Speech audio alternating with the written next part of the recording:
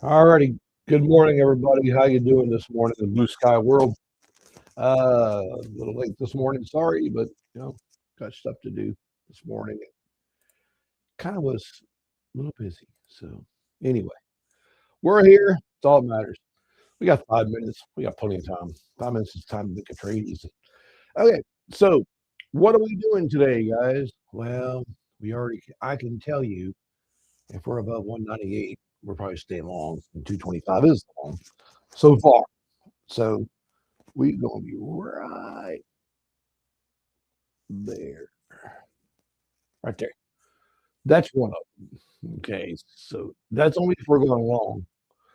The shorts in this are kind of weird because we have the 207 short. I'm not sure if that's going to stay short. I really think that I personally, I think it's the 200, 198, 200. Personally, that's what I'm thinking, but it's kind of like right. I'd say right there. Oh, that's the wrong one. Duh. Let's go here, guys. I'm just gonna go right there. Anyway, that's kind of like where I'm at on this morning. I think if we do a pullback, it's probably gonna be 198 or not 198. Sorry, 225. And then I don't know what this is doing here, but anyway, I'll leave it there. Now, on a bigger scenario, we also know that the traders are, like I said, 207. They are trading there, but we could go short at 207 and stay down short, a big short at 207. But I really think this all depends. Um, I think it's just all going to depend on this one level, guys, the 225 long right here. I think if you can hold the 225 long here, this is where we'll gain traction as a bull. Okay. This 225 long probably will not last a long time. However, we do know that it's probably going to last to about, I'd say somewhere around the 240 because that's just a good target. I like that target. So if we can get the 240 target out of this, that'd be a good target to take this morning just before the open. Now, if we go up, I'm thinking, guys, if we can get right about 240 right here, here's that 240 right here. And I think if we can kind of like just jump this area right there, I think we can jump that. I think we got a nice big pullback for even a longer trade. So 240, 244 is a good place to really look and see, hey, we can get something here also. But it's okay if it pulls back. We'll take the money, walk away. Bye bye. See you. Right. Good morning, guys. Good morning, everybody. Get my glasses clean. There we go. All right. So it opens right here, guys. We are on top of the open this morning. So if we come back short, we're going to all go short. I'm going to go short at I'm not telling you we're all going short. I'm going short at 208. But right now, if it pulls back, I'm just going to stay long in this. But right there, guys, at that 225 is a good place for that judge. 225, 240 entry. 225, 240, 244. See that right there? Now watch. Now watch this candle. Watch this candle, guys. Because this candle's wanting to come down and it's going to come all the way down from that 197, like I told you guys in that short. The next short, if we get down to 166, guys, I'm going short right there. 166 short. 166 is where my short is, not 153, but I marked it for you to show you guys. It's down there where I'm sitting at. Okay. That 166 short is right there. See that? 60, 60, 60, 60, 59, 60 now. Coming down from the 66, we should fade on this. So if we can fade, we're just going to run it all the way down to about the 100. Okay, so we're gonna fade down to 100, guys, on this really quick here. And once we fade the 100, we'll probably either pull back, and that pullback is at 63, I think 63 pullback. 163 pullback is we got to watch, guys. But this could come down to 104, 100, and keep coming because I know the Bears got a plan down here. We'll see if their plan works because they got traffic. Okay, you got traffic from 90, or you got traffic from 100 to 65 down here. Okay, so 100, guys, right here, right here.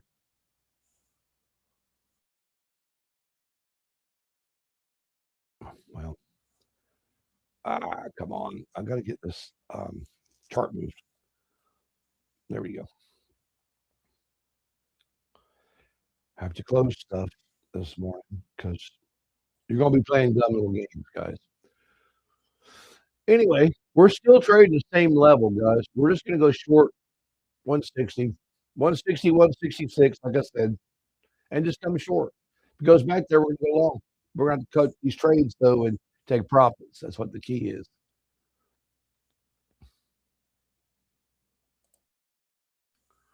Scale out of some of that. Now we're going to come down here, guys, and just see if we can get some profit off of this. And we got to make sure we pass the 138 or it's not going to work. I think the 138 is another good place to be this morning.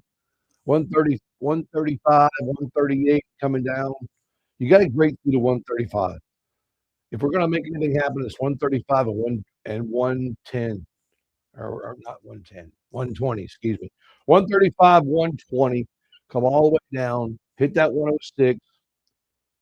And once you break the 6, we should see her come down even more. But we got to break the 6, guys. We have to break the 6. See the 6 right there? Right there. We got to break that. That's a problem for us. And look what we're coming to. Straight down to my target. So right here, guys, at this 28, 29 down here. I really like the 26, man. I really like the 26 down here. I like this market following from here to about right there. That's what I want to see. But we won't see that unless these guys start really pushing hard. But uh, if we do break that 26 area, I'm thinking we're going to really come down. How you guys doing? You guys get a good trade this morning? Woo! Nice, didn't it?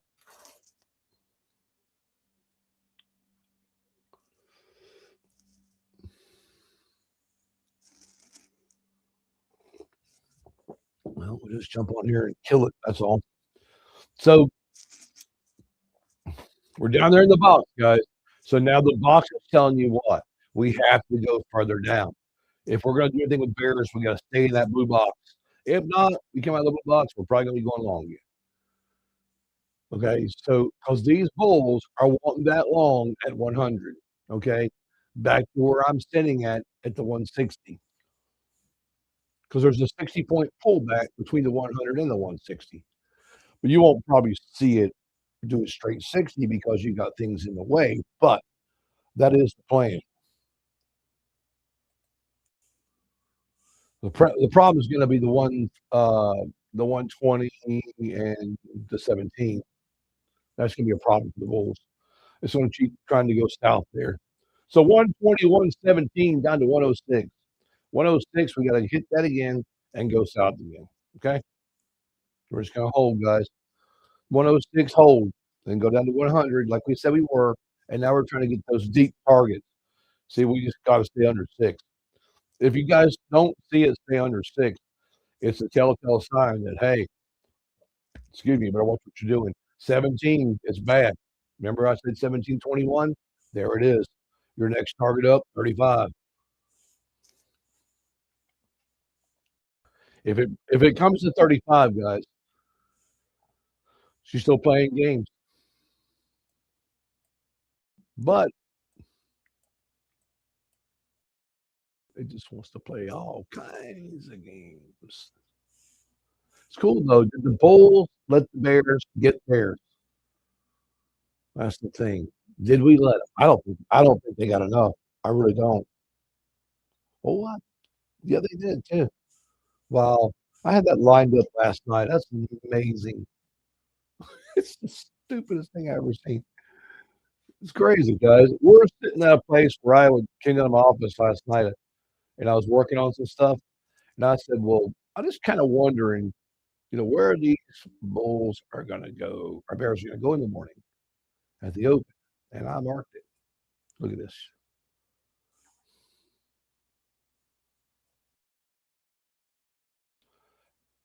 And there it is. See the purple box? There you go. I thought, oh, we're going to come in this area right here, one of these targets, which they're not there anymore because we've already been through them all. But I figured one of these targets here would take us to here. And that's pretty hilarious right there. That's really good. So unless this goes to the 35, I'm just going to stay in it.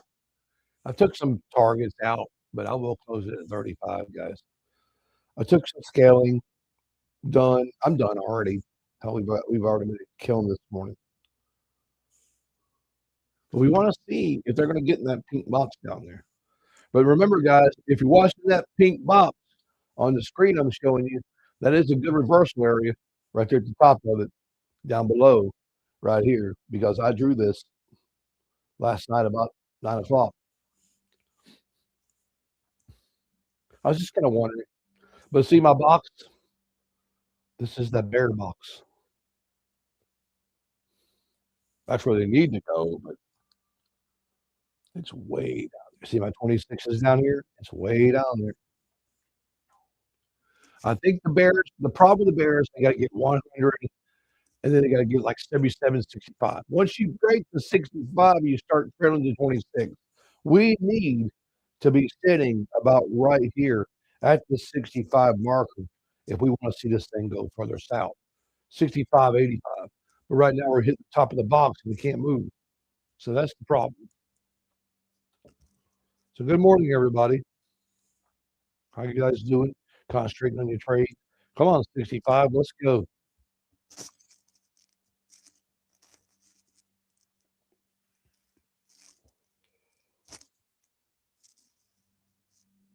Come on, 65. Let's go. Now, this is today's box. Tomorrow, the box will be different. So don't worry about trying to copy this box off my chart because it won't be here tomorrow. It might move up 30 points or move down 30. All right. So let's go. 65. Remember, I told you guys 65 is where I want to be. Right about here. It's where it needs to go. Come on. Come on, Bears. 65 to 25, 24. I think we can get 24 out of this, really. But we'll see. I like 26, but 24 is a good target too.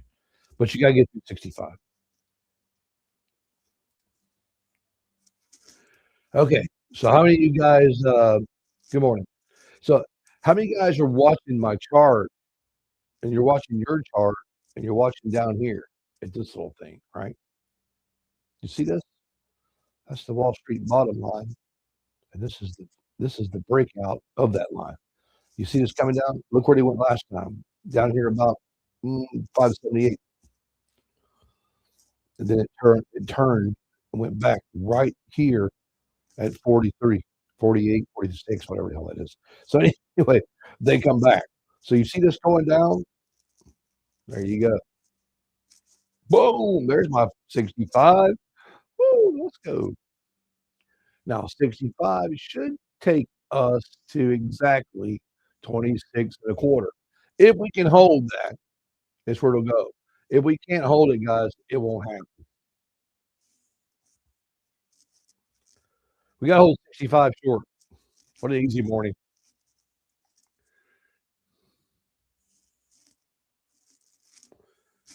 Well, and you guys know I'm doing this, right? I'm just showing you this chart because I'm up 9 grand.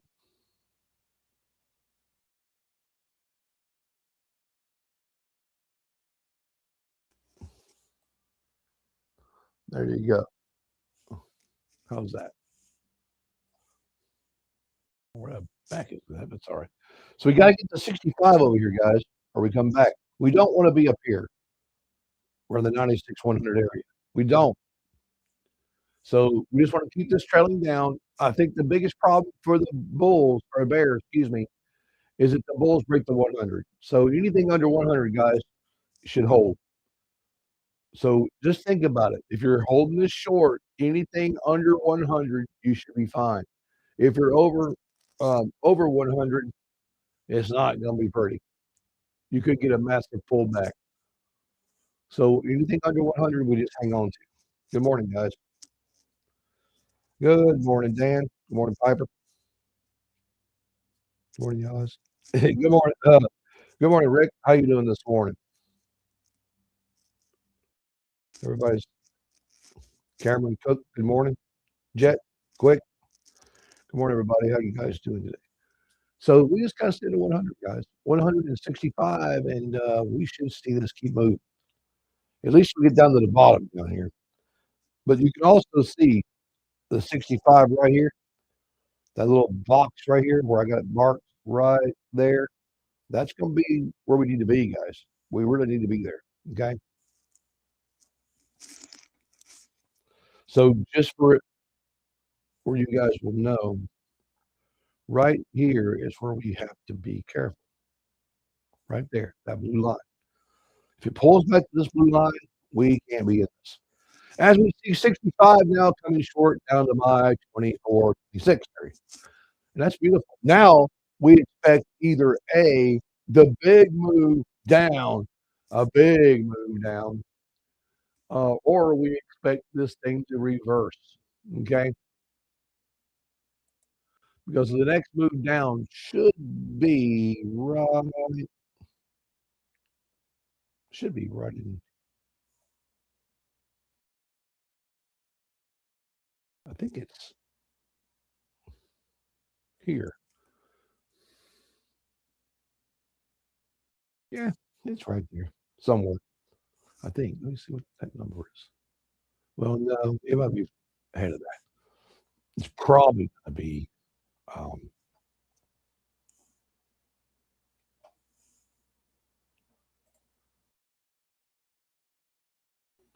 more than likely about right here somewhere, right in there. Anyway, it's close enough. So let's go. Good morning. Good morning. All right, guys. The Bears are like, okay, can we do this? Okay, so see this box right here, guys? Okay, look, let's take this box and move it out right there. So the way you know it's a stepping stone. You can't, if you go back above the 24 here, you got a problem. 24, 26. So we just want to keep coming. Come on down here to our other target at the bottom of this blue box. Down here about the 58, 60. And it could go deeper, guys. I mean, I got target, also got a target down there about 48. So it could be 48 on this also. So we could be right there also.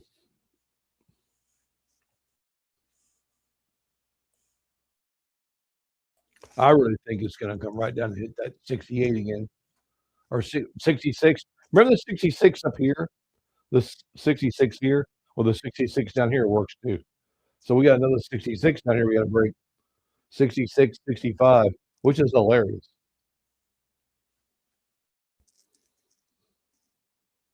You did awesome. Way to go, Pete. Yeah, man, we are killing this thing, guys. I'm already done 30K today. We're not even 15 minutes in. Right at 30. Yeah, that's crazy. Come on, let's go.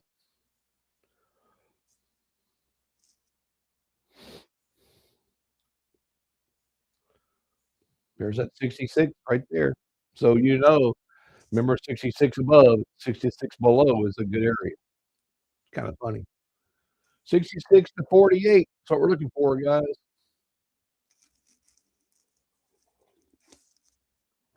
Absolutely beautiful. We're going to get it too. Look at that. Check that bottom box. Guys, we put that marker in there before it ever happened. Isn't that beautiful? Remember, it's nice to see the targets come to you before we call them and then they go right before we say. It's beautiful, guys. Now, I think the statement move is about the 9-10 down here. That's what I'm thinking. If you can get this to run down, guys, a little further, like here to about right there. That's the state. That's the bear saying, "Hey, we could threaten you with a bigger move here also." So we're going to see protection down here somewhere for a pullback. I think that protection is going to pull back. But if we don't break the like 26, 28 up here, you see, if you don't break this box right here, guys, this top, if you don't break this top, it's not going to go up. But if it does break the top, we could see a move up. Okay.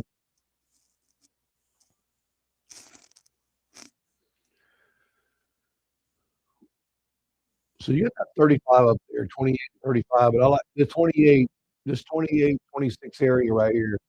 If you're not above it, it's not going to happen. It is a beautiful short. Thank you. It's just a beautiful short, guys. Easy money.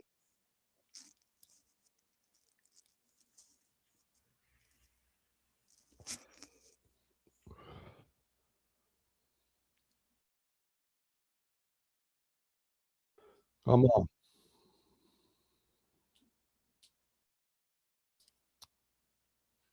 We got to get it done. Just kind of work my, let's see if this works this morning. We're going to see if AC works. You kind of warm this off. So it shows it, but we'll see if it comes on. All right, guys. Remember 28 right there. This is the problem for us. 26, 28 right here. If you get above this, we expect a pullback. But if we don't, if we stay there, the bears might restructure and come back down again. So we'll see. Right now, though, this has got a massive fall on it. It's just really crazy. But there's also places where we know that can strike back. I think the 65, I really think, guys, if we cross that 65, north of us, that's going to be the problem. That's like right here. If we cross this, I think this is going to be a real problem up here. So beautiful short. It's perfect.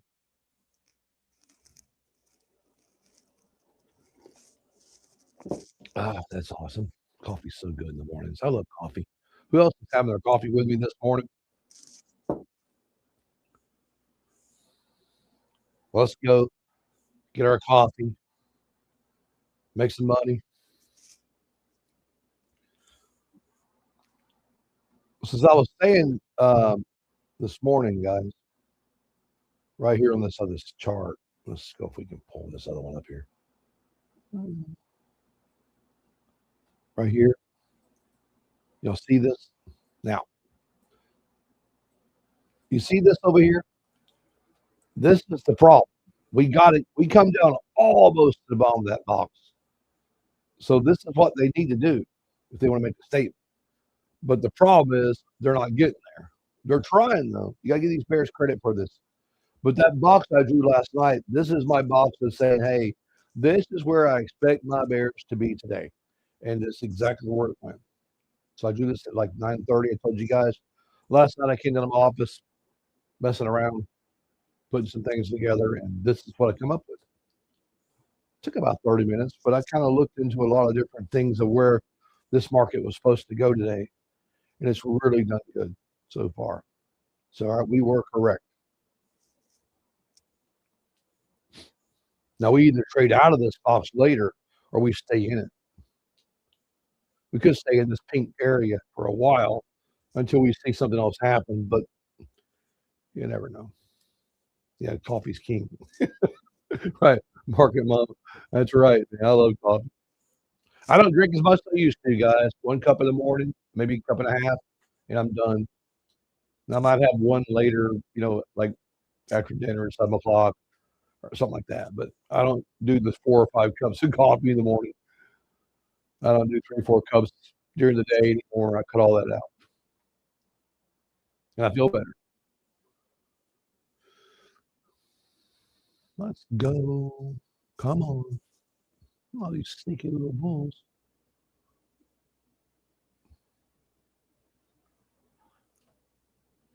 I'm trying to figure out why they got this. Let's see, where is that? Right there. Okay, so yeah, the bull. I think the bulls were like that 65 down low also. Craziness. So the bulls using a 65 short that we're supposed to be at 0 to 84. We're supposed to go to 65, but they're using the 65 as a turnaround for a pullback.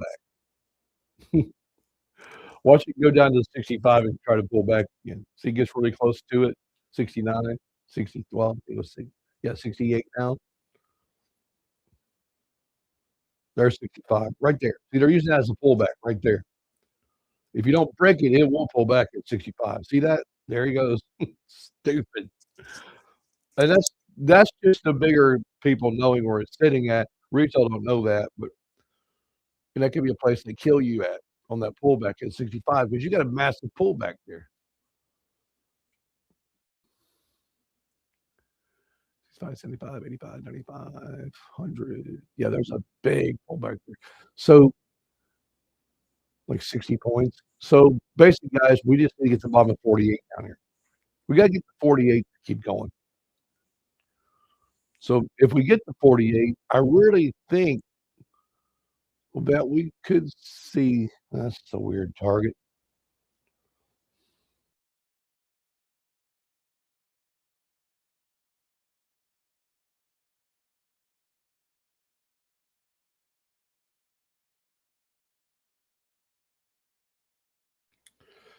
Down here, close to the bottom of the other box. But we got to stand under 65 to do it. And you guys see the pullback at 65, like I told you.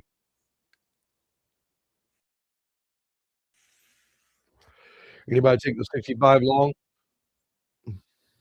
Good morning. You know if you don't break 65 short, then our guys is going to pull back. And see, the 65 pullback is crazy because it can take you all the way back to 20, 26, 28, which is up here, right?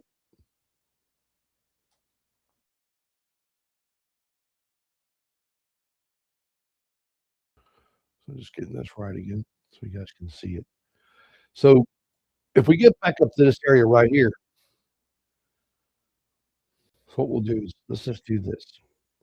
It makes it easier if you guys see this and this. We'll do that with blue. Okay. This is the easy way of doing this. All right, there. See they're color coded. So you go from one box to the other. So if we stay in one box, we're trying to get the next one down. If we break the color of this box into yellow, we're probably gonna pull back, right? Y'all get that concept?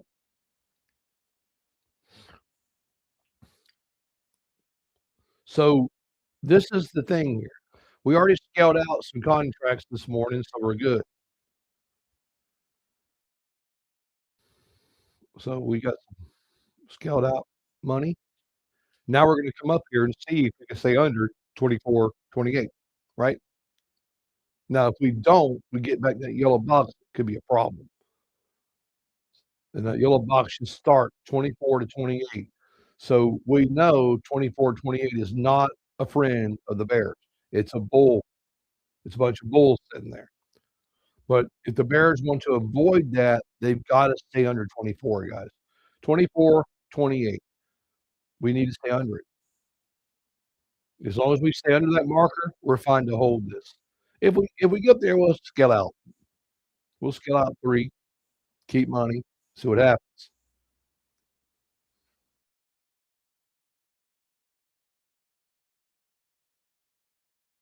There. I'm sorry. So we just worry about the 24 and 20, 28. I really think it's 24, 26, but 28 is showing a little bit. So I'm good there. This run for the Bears could be over. See, that's right here, guys, right there. We hit it once. It didn't do the 28, though. It did 24. So I'm waiting for 28 to scale 3. I'll scale 3 out at 28. If not, I'm going to hold these. Okay? Just going to hold it unless she comes to 28.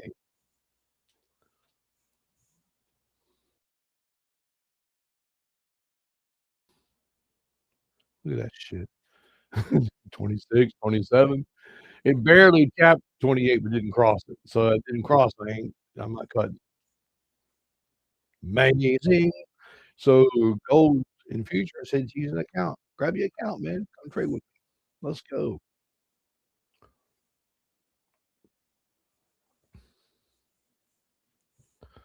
All right. We're just waiting around, guys, to see if it's going to go back down or not. Because there's a short at 24, 24, 28 short, guys. Or we cross 28 and we scale out. So if you're trying to short this at 24, 28, you definitely want to put, a break even at wherever you're getting in at. So if you're getting 24, break even. 28, break even. We don't do stop losses because you're going to lose money. And that's ridiculous. Who wants to trade lose money? Makes no sense.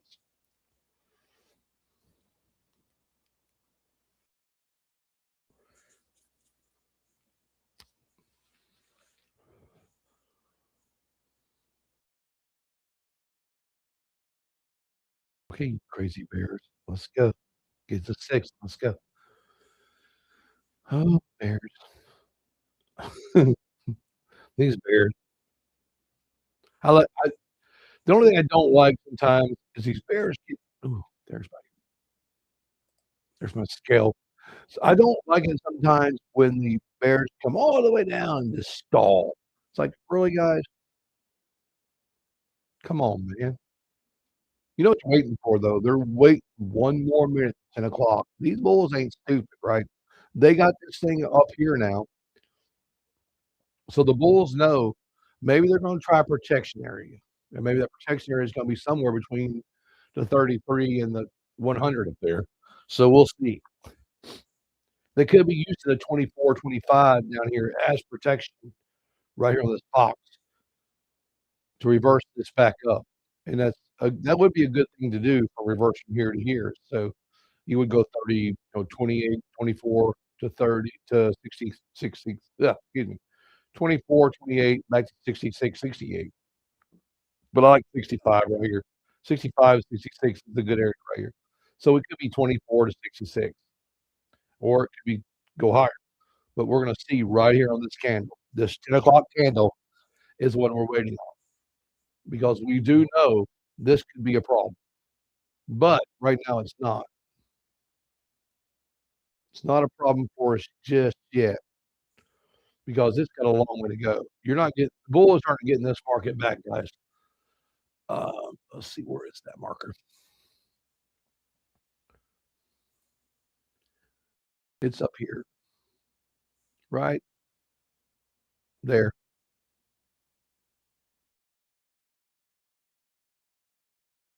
right there. So this is where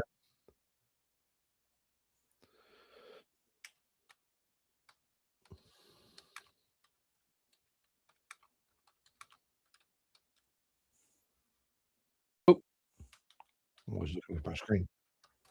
All right. So if the oh, what the hell? It still did it. I think my keyboard's sticking. Really? Okay, here. Let's try it again.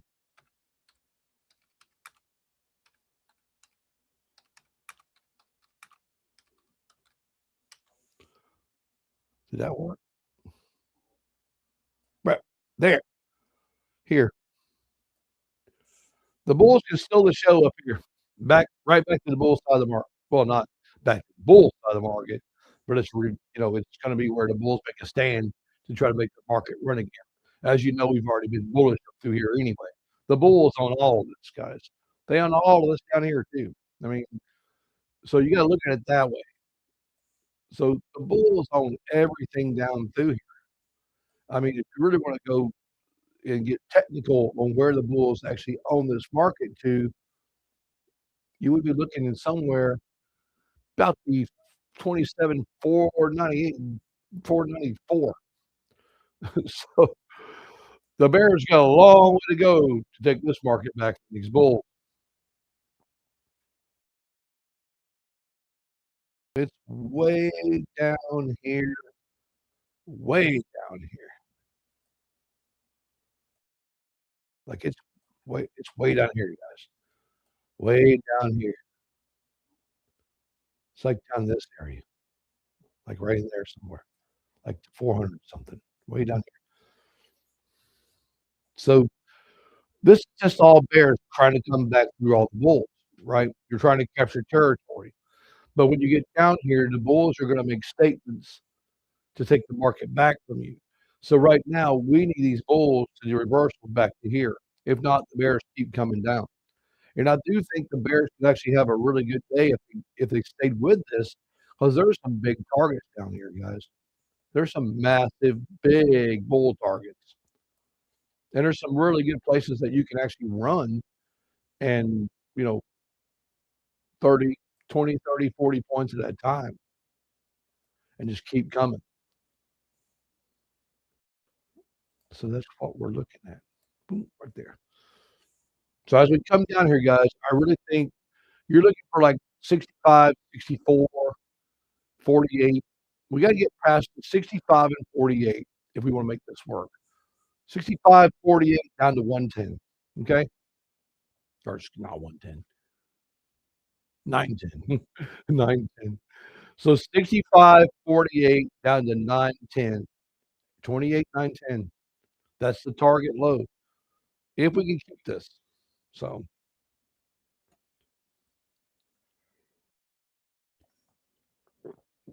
yeah, please hit the like and subscribe, guys. Hang out with us. I mean, come on. Come out here and trade with me, guys. Hang out with me. I need company during the week. It's nice to have people on.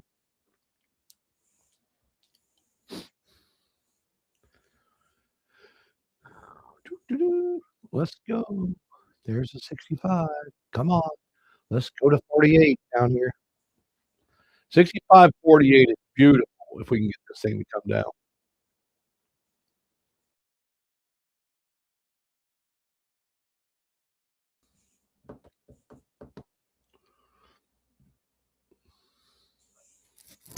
Don't just make your money and leave. Say at least say bye. I see two people jumped out. Uh,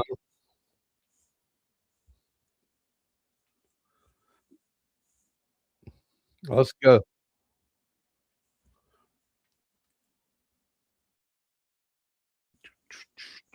Come on, let's go.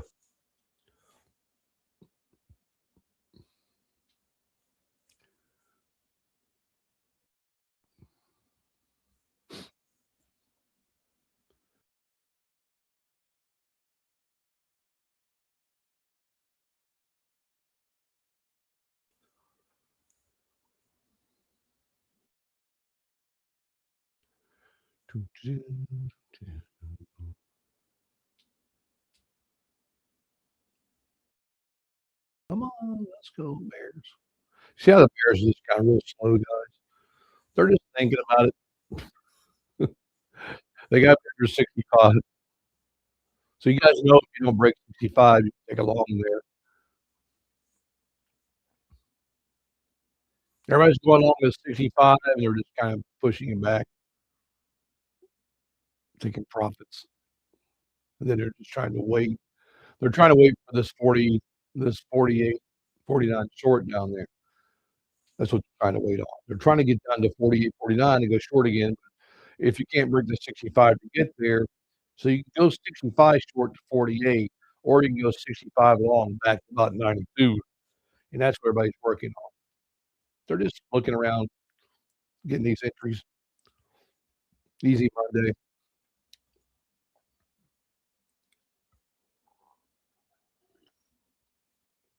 Easy Monday.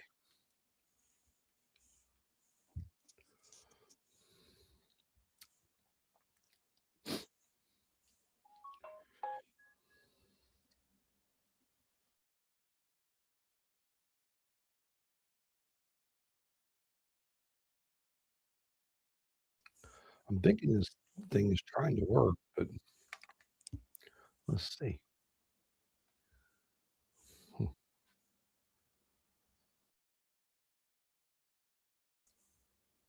this AC thing. Oh, who knows? Starting to get warm and I'm starting to sweat. Like, wow. Okay, come on. Let's go. Come on, Bears. I heard it kick on. I heard the ear kick on earlier, but I don't think it's on now. It doesn't feel like it is.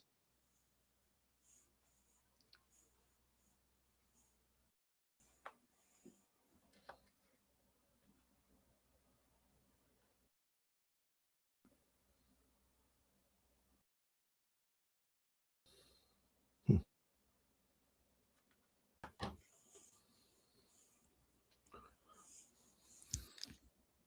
It is now. I can I can take my headphone off the ear. Okay, come on, let's go. Can we get back down to 65, guys? So remember, 65. If she doesn't break 65, guys, she's gonna pull back again. So if she breaks 65, you're looking for 49. So remember, you can trade to 65 here for a quick little long back to the 80s and 90s. And then if you just take it and bail. That's what I'm gonna do. Well, I would do if I could, but I'm not. I'm not gonna go long. I'm waiting short down here. I'm just gonna stay in this. But for those of you trying to catch up, the 65 long, 65, 66 right here is a good pullback long to 80, 90, right? So it's a chance to look to make something anyway. But I look at it like this. If you can get 5, 5 and 5, guys, 65 to 75 contracts and be done. Or you can go 3, 3, 5, 3 contracts, 5 points, 65 to 70. It's good management. It's good management. So 65, we've got to come down here and tag this. See, if you don't, it pulls back, right? So you guys know that right here, right there, it's the problem. That's where she's pulling back long every time. 65, 66.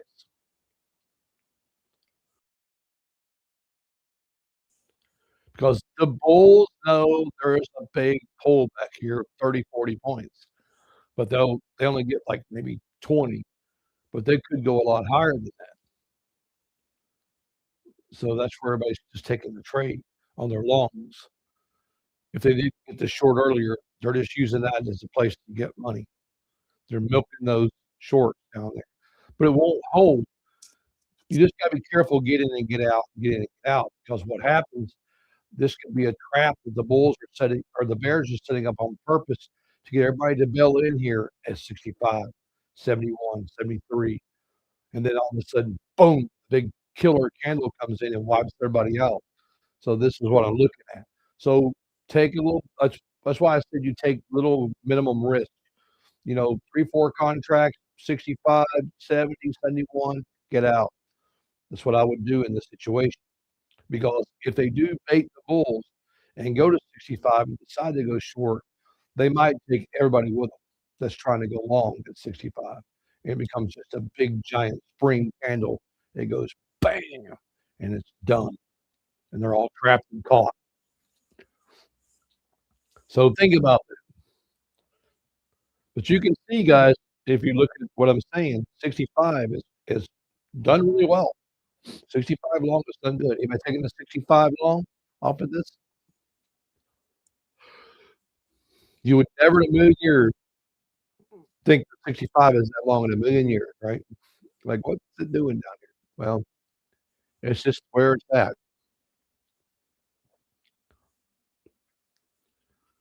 These bears, man, come on. Let's go. Let's roll.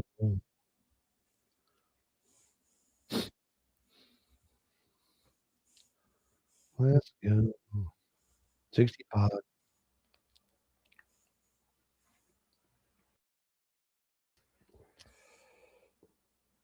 Come on. I know what you bears want to do.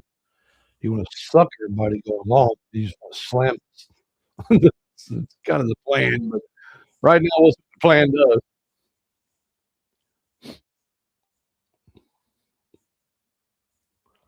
Come on. We got to get down there. 60, 58, 49. We need to be like 49, guys. 48. Nice. You guys aren't chatting very much this morning. Everybody's in here, but nobody's putting any messages in here. You guys are all screen frozen this morning. I've been there. You're like this. Look at your chart. Probably saying, God, shut up. Right? You're bothering me. Come on. Let's go. Get that 60. Come on. Get that 49. Let's go. Should see it pop right here once it breaks this 49. Should see a nice little jump. Yeah, it's a great short. You watching that tick by tick? Thank you, Rock. I'm glad somebody caught on to that. I tell all the time, man. I love tick by tick trading. And I can do it, guys, like every little tiny number, but I don't anymore because people are like, "God, that's confusing." So now I just kinda keep it where you guys can understand it. Because I used to sound like an auctioneer on here. See, guys, so we didn't break the six we broke the 65 and what happened? Pull back. So now we know the bulls are trying to establish protection somewhere in this area because we have not come through this yet. And we keep trying and trying and trying. When you see the bears fail down here at 65 over and over and over and not getting down, well, they got the 49, 48, like I said. See that? Right there, 48 on the nose. They didn't break this. This is where that move happens. Boom, right? So this is where the bulls are trying to protect between the 65, 48. And we know it because it's done it over and over and over. Now we go 65 back long again, or 48 long now. So now you got 48 and 65 at the bottom that you can go long off of. So it gives us the chance to make better money at the 48 long than the 65 long. But if we miss the 48, we always take the 65. So now we got to wait to see what it's going to go. Are they going to pull this back to a big major area and it's going to be done? Or are we going to keep playing in here between um, right here at the yellow box to the downside? Because if it breaks this 25 right here, guys, it's probably going to be over for the Bears. This is where the step up happens for the Bulls. See, the Bulls want you to be here to go up, okay? But the Bears don't want that. They want to be here coming down, right?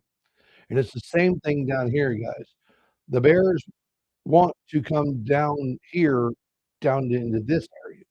But the Bulls are like, no, we want to stop you between here and here to pull you back. So you guys see that? This is exactly what I've been calling for you. This is exactly what these guys are trying to do. The Bears want to stay short under 25. The Bulls want to bounce you at 65 and 48, but the Bears want to be under 48 down here to murder people, right? So this is what we're working on.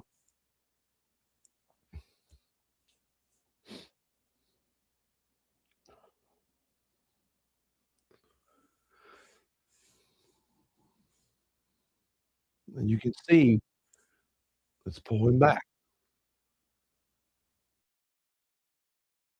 So when it comes back to, if it comes back to 25, guys, again, I will scale at 25 at the yellow box. If it breaks into the yellow box, guys, I will scale out everything but like one. Let's take all of it and scale. Be smart. We don't mind the pullback, but we'll lock the money in and then we'll just take the one contract and see what happens. Smart play.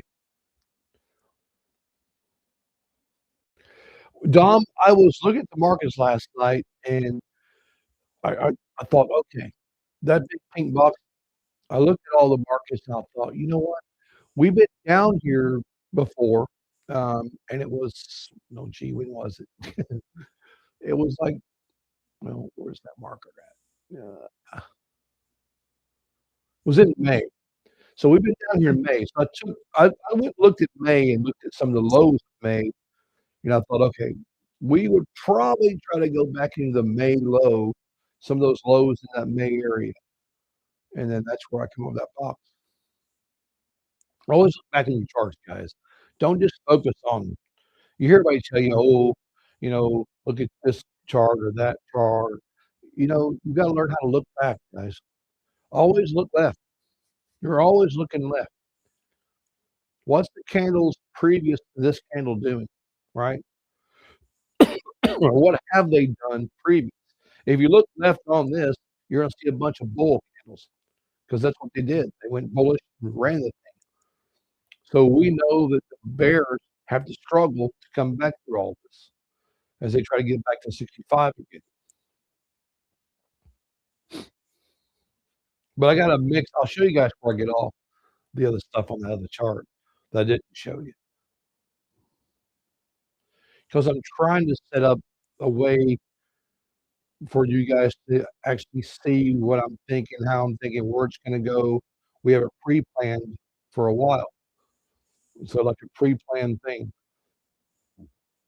When you can plan a market and say, okay, this where it's going to go tomorrow, or this where it's going to go 2 days from now. That's what I like to do. I like to be ahead of,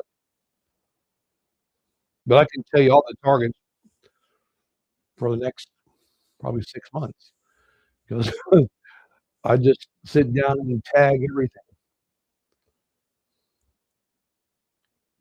I journal on my chart, not in a book. I got notes. All right. So we're not breaking 65 short again. So can we get back there and tag it? Can we tag? Oh, sorry. Can we tag the 65 long and just go back long? Or are we going to come back down and tag that 65 short and get under? Weird, right? It's just weird. We keep playing down here in the red box.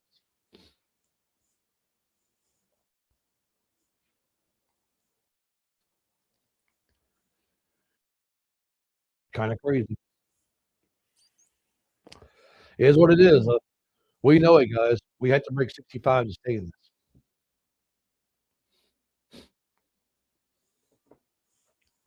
I like looking left. I like looking left with like the 2 hour. You guys ever use the 2 hour?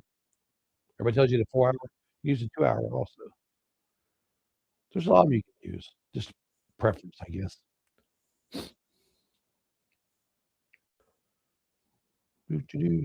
3 hours is good, but I like the 2 hour better. I just like even numbers for some reason. I've always liked easy even numbers. Let's go. Come on, boys. Come on, Bears. If you're going to do this, just play all day. Are we going to do this or just going to be just going to a contraction phase sitting there? It's possible.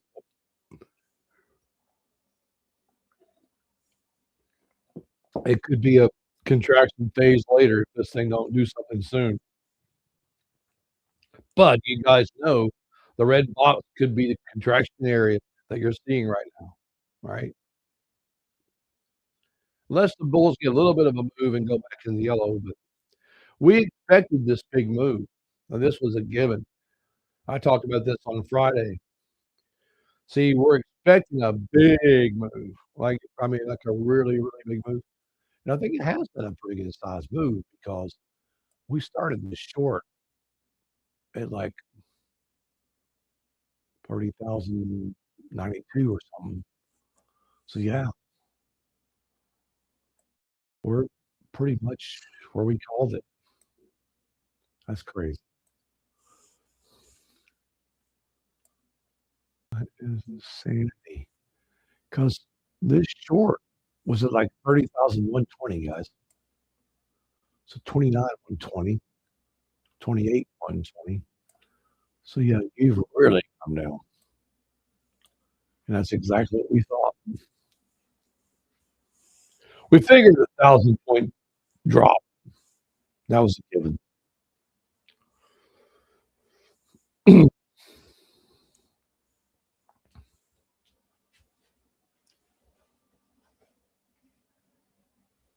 Gap and nap.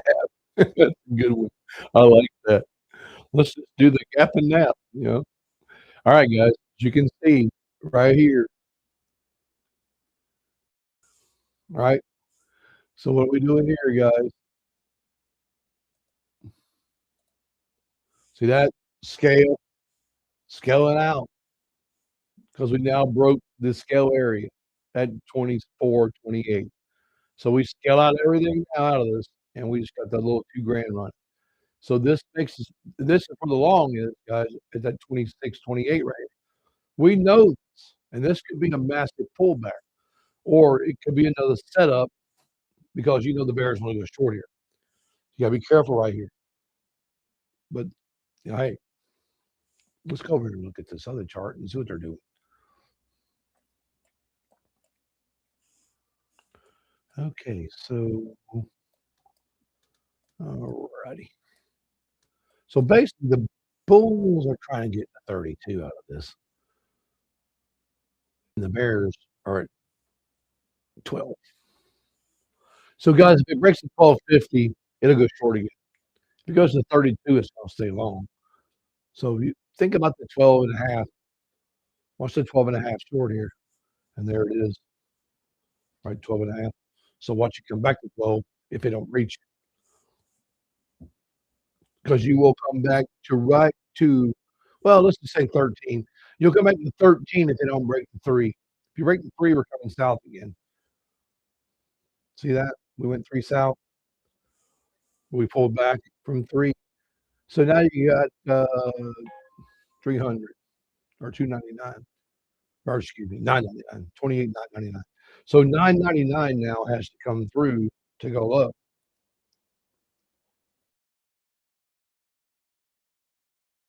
And there it is. It's 999 was good. That was nice. So now the Bulls want to go to pull back to 11 or 12. And the Bears want to stay short to 90. They got to break the 90. So we know the Bears are going to come to 90 and the Bulls got to go to 12. Now this is really tick to tick, guys. This is where we were talking about the tick to tick earlier. This is inside of everything. Okay. So 90 below, they're going to try to keep it short. And 12 above, I think it is. Was it 12? It's 11. 90 below. Whoop, there it is. 90. So now we got to get down here to 88. So 90 has to 88. And the Bulls are sitting at 7. So Bulls are at 7, Bears are 90, 87. 87 Bears. They got to have 87 to go short. There it is. Now you want to come down to 85. They're only moving 2 point increments. It's kind of strange. So the Bears got to be at 85 to keep this going. And now the Bulls are sitting at at 5. There you go. Now you got 82 bears. 82. Now you got 81. There it is. And now the bear's going to come down to 79. Come on, 79. Let's go. Keep it going. You guys will like this. 79 bears. If he goes back to 79, she's going to try to keep you going. If not, the bulls are waiting at 9.99. So 9.99 is where the bulls are. Okay. And the bears are still sitting down at 79. So 979 bears. That's the place they're going to, that's where they got the cap level, 79. So they got to come down there and tap it. Doesn't mean it's going to go, but they will come down to it. But if they don't come down to it, 9.99 is where the bulls will be looking. Watch it try to pull back at 9.99 if it gets back to it. But right now she's red though, so we'll see. It's crazy.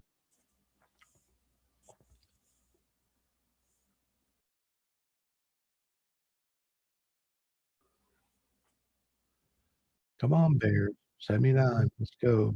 Or just give it to the bulls at 99.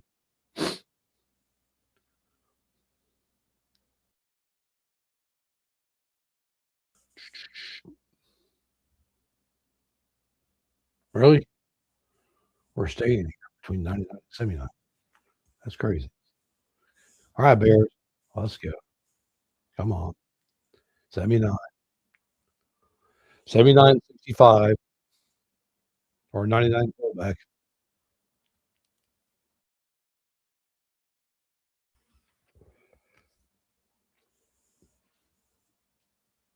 See, guys, how we slowed the markets down?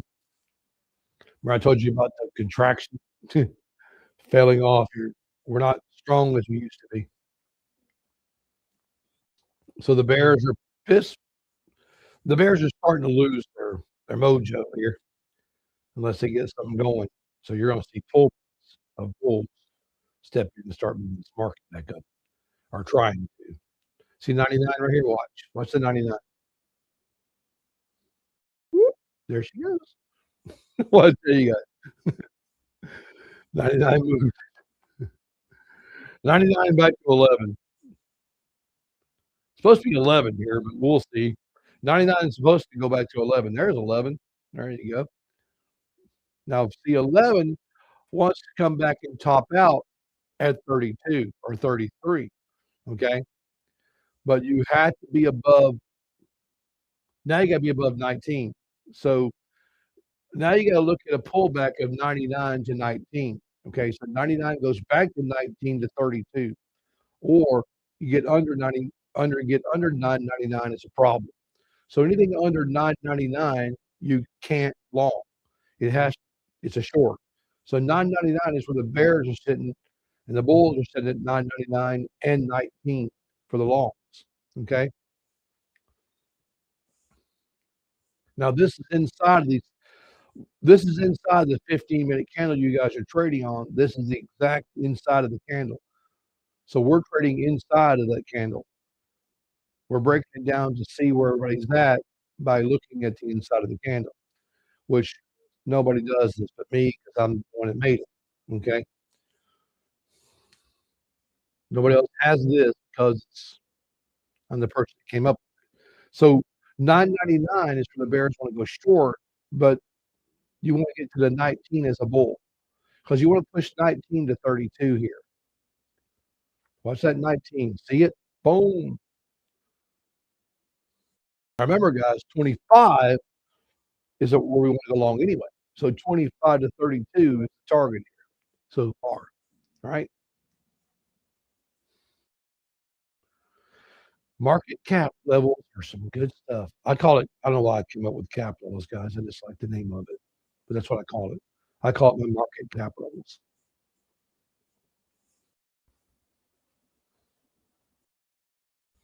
No, I don't. I don't like theoretical towns or any of that stuff. There's 32. Look at 32. Woo, let's go. Well, I tell you guys, 32 was nice. Look at that. Beautiful. Good pull back there off the 1932 area. Now, what happens here? You're probably asking yourself, "Well, now what? What are we doing now, Mike?" Well, you're gonna be coming to 44. You gotta stay you gotta stay above 32. Let's see, no, where is that? Yeah, 44 now. So you gotta go 44 here and try to make 44 push. And now you gotta make 48 push. Okay? 48. You gotta get 48 to stay with you. If we don't get 48, guys, she pulls back. And she'll normally pull back to just about the 28, which we know 28, 25 is that short down there. So the bulls are at 48 trying to push the market. The bears are 28 trying to take it back. Okay?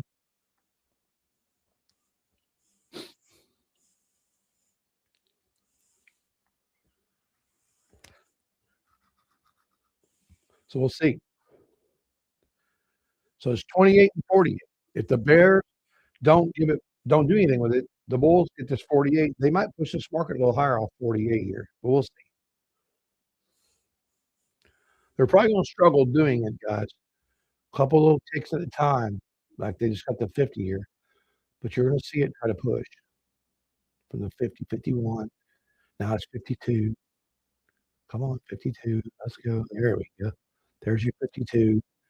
Watch your charts, guys. Now it's going to be 55, 55. You got to break 55 here. If you don't break 55, the bears are at 35. So 55 is where we want to be to keep it moving. 55 and up. There we go. 55. There we go. Nice 55. 59. 60. Come on, 60. Just tap at 60.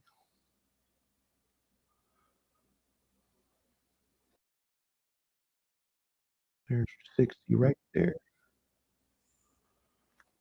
Come on, let's go. 60. There we go. There's 60 right there. See that, guys? Now you got 64, 65 right here. And that's where you want to be, 64, 65. Right? That's back to the top pair box, right? Perfect, man. Loose reversal, we call. We call this way down low, guys, at the 11, 11 and 12. Now you got to get 65 to break to push this. If you don't, the bears are sitting down at 47, 65 and up. Got to keep it going.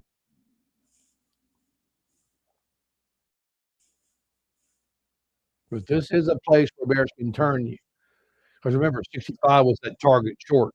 Remember earlier, guys? Woo, we're just going to cruise right through there. Let's go. Now you got to be at 71. I think it's like 71 to 75 right here, but we'll see. 71, 71, 51. Bears are 51. Bulls are 71. There they go. Keep pushing, boys. There we go. Nice push. Come on, guys. There we go. Keep going. Now it's 81. Yeah, we just got 51 to 81, just like that. Boom. Look at that long, guys. Beautiful, man. Right? Just beautiful.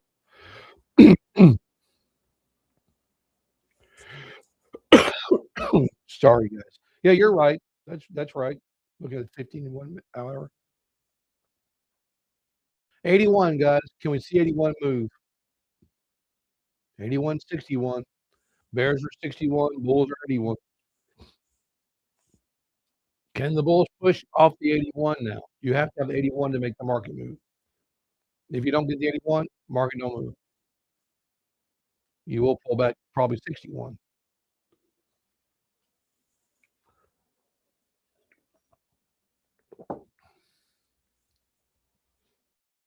Yep, that's correct for sure.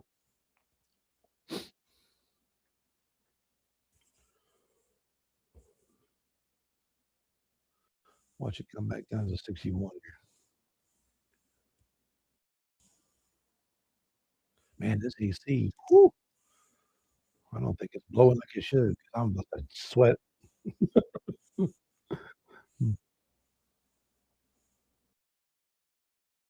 I'm holding the short because I know if we don't reach the blue box up above the yellow box, I'm staying short because I've already scaled out all of this. We scaled out from 8 contracts to 3 to 1.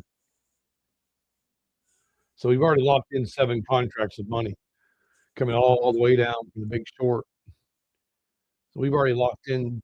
Let's see.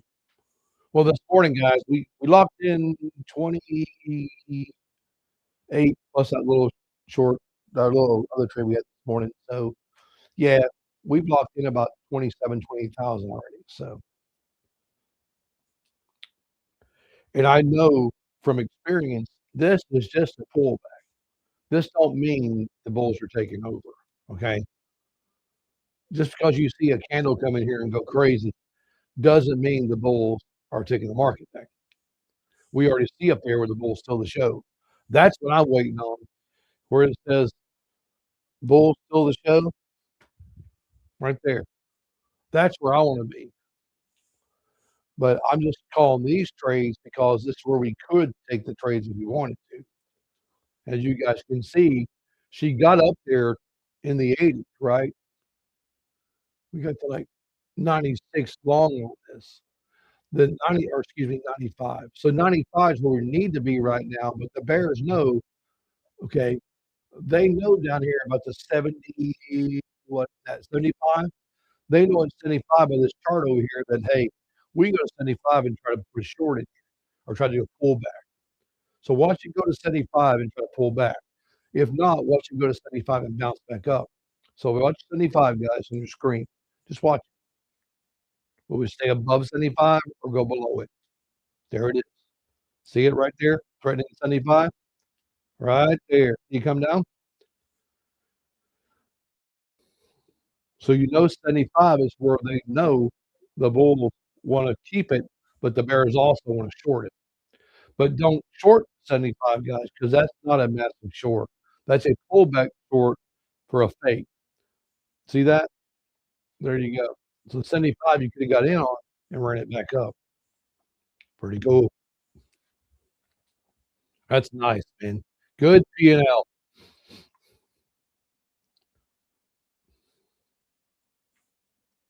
Beautiful P&L. So now the cap level that the Bears working on failed. So they can't do nothing till they get 71, guys. So now you think, okay, Bears can do shit till they get 71, but we already know it's 65 anyway. So the Bears have to go 71 to 65 to make anything happen. But the Bulls can also go to 75 and reverse it back to 95. So 75 goes back to 95 and 75 goes back to 71. And then you gotta wait and see what happens. That's that.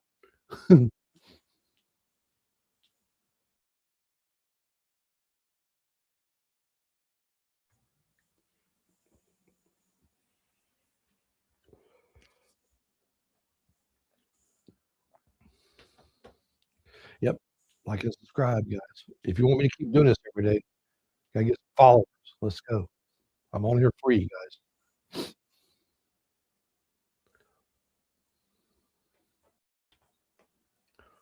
Dun, dun, dun, 75. 75 wants to go back up, and 75 wants to go to 71 there, but we really need 95 up here. We need 75 to go back to 95 to keep it continuation. If not, we'll watch it just sit here and play between the 75 and the 95.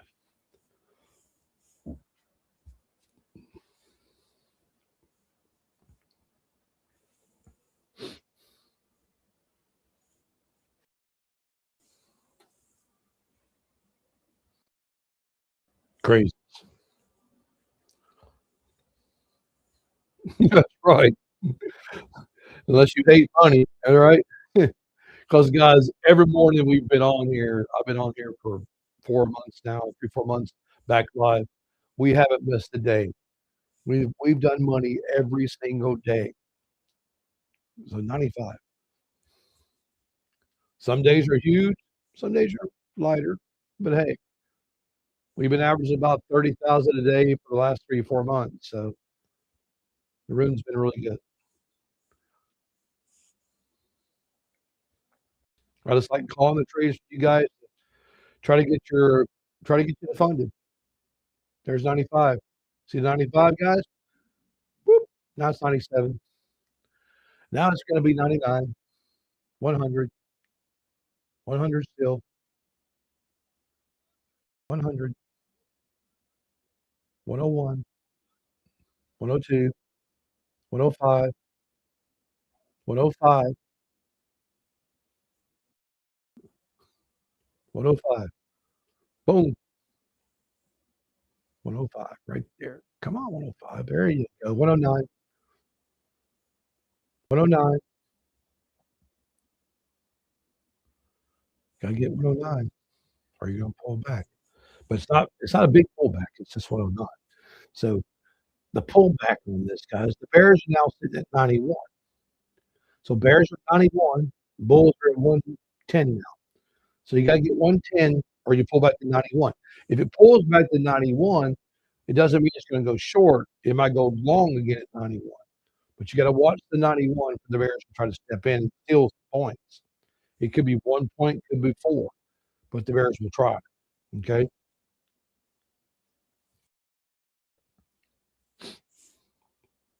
Now, I think if we break, I think if these bears break this 99, 100, or these bulls, I think 100 could really give us a long if you get above this 100 marker because they know at 100 they got a 56-point run up, 56 to 65 points straight up.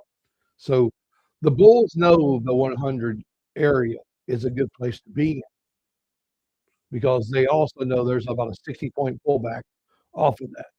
So this could be a bear protection area here at the 199 to keep that from happening. But we'll see.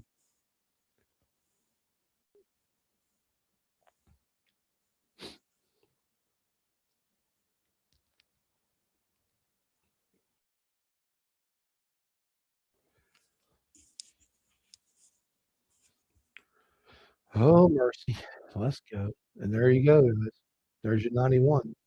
See 91 step in and try to come down. But see the bears messed up. They didn't get what they wanted. Still haven't got it. Now they're getting a little bit of it, but not a lot. There we go. 71, 74, 72. Okay. So we're going to stop at 71. Yeah. So now you got to be 70. So you got to be 70 now for bears to continue. If the bears don't break 70, this is going to pull back again. So remember that. If you don't see 70, it will pull back. Okay. See, it pulled back. There it goes. Where's that pullback? 91.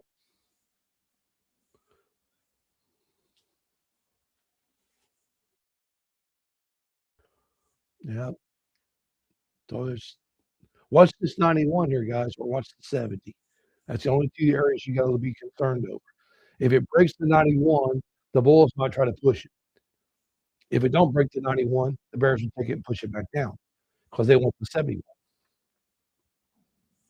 But once you break the 91, the bulls are trying to push us back to 110 from that 91. 91 to 110 or 91 to 70. That's it.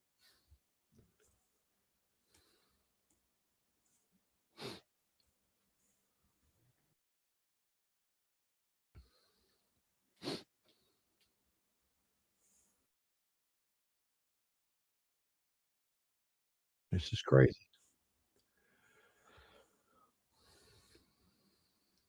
See the 91? You got to get to 110 though, because if you can't get 91 to hold, it will try to go back down to 71 from 91. 91 has to hold the bulls.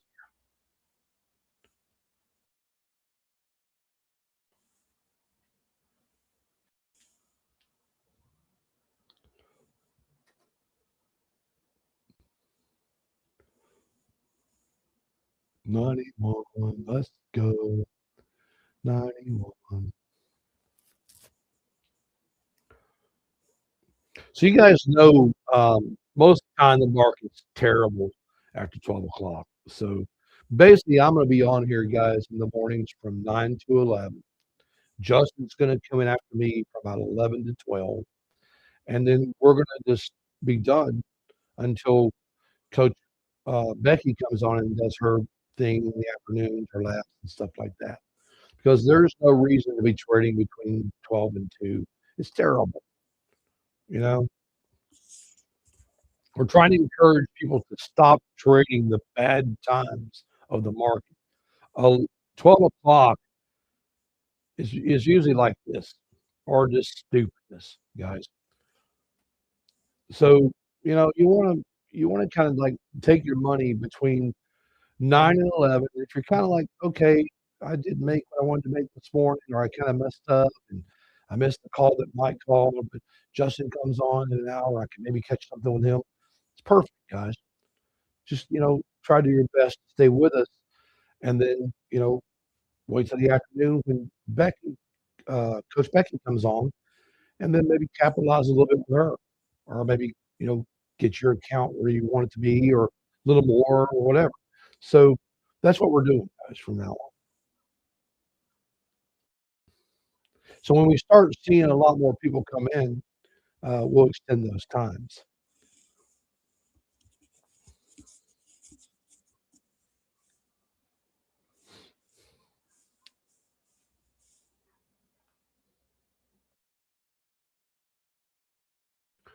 So we got 110, guys. We still got a cap 110. We haven't capped the 110, but 100 is a good place to start that cap because that is a short long at 100. We know this. We done been here before.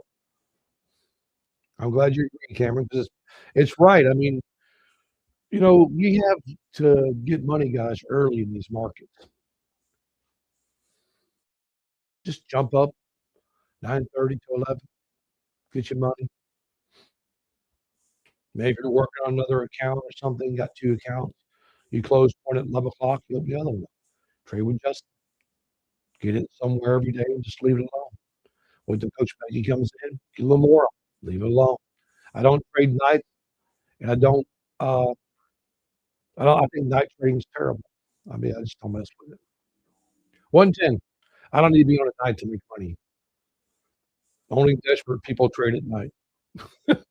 That's why I look at it. Because guys, when I was desperate, I used to trade night. I looked at the trading at night as just a stab at what I can do, right? It's just a desperate reach. Now, that's for US people. I'm not saying it's for everybody, because people live around the world in certain areas of the world, they gotta trade at night. They like trading at night. They like trading to London if they live in London. They like trading the Asian, they live in the Asia, right? So that's cool, but if you're a US person trading, you shouldn't be trading at night. You should trade in the day. Ah, cool. Open flower shop. Cool.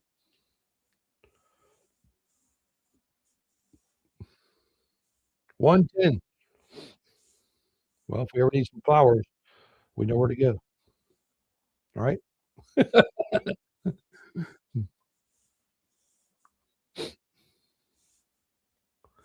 110.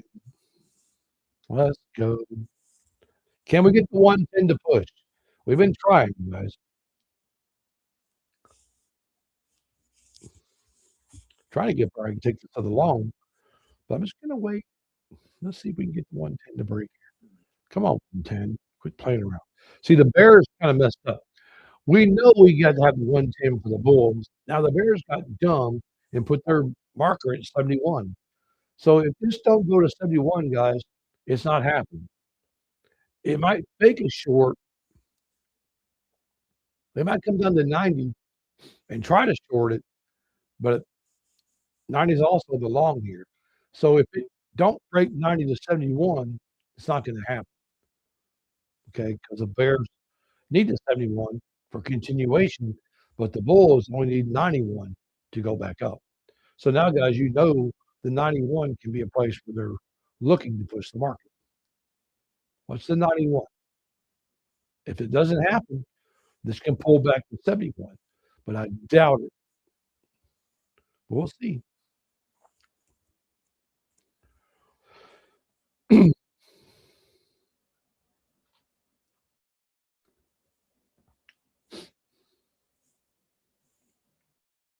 Are you on the wrong time? Are you on the wrong contract or something? Did you make a mistake and change contracts?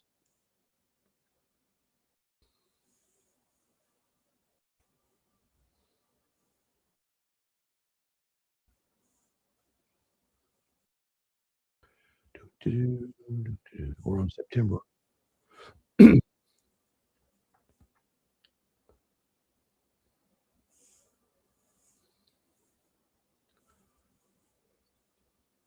Let's go. 91. We need to hold 90. We need to hold 90 as a goal. That's what you need to do. You need to hold 90.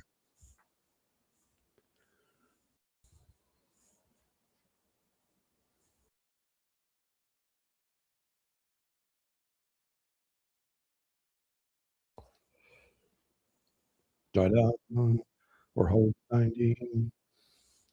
I just want to go over this other chart and go here. Oh, yeah. See, we're really trying to get what we want to do, guys, is we'd like to see the 84. Now, this is the breakdown of another chart. We'd like to see the 84 push back to about the 104, and the 104 move us to the 116. So we need the 84, 104, and 116 as a bull. But right now, we need 90 to hang with us, okay?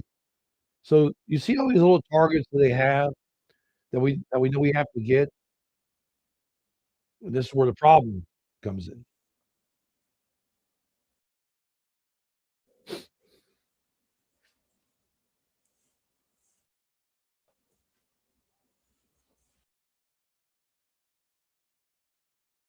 It's cool.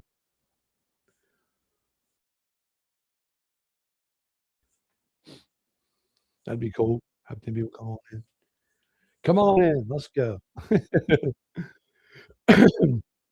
Yeah, I've been asked to make a private room. Guys like, hey, you should go private. I got a friend of mine that used to be a private trader.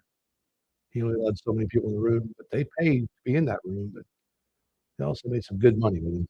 He was great too. He don't trade anymore. He's retired now, but great trader. 9091. Let's go.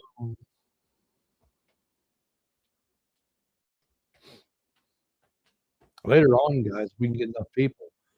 It would be nice to have just a big giant room, right? Let's go. Look at that. Look at Coach Meg got her hat on.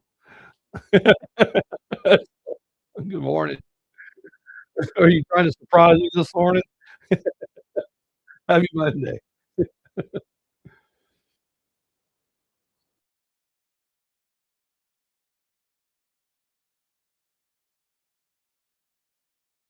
Yeah, she can.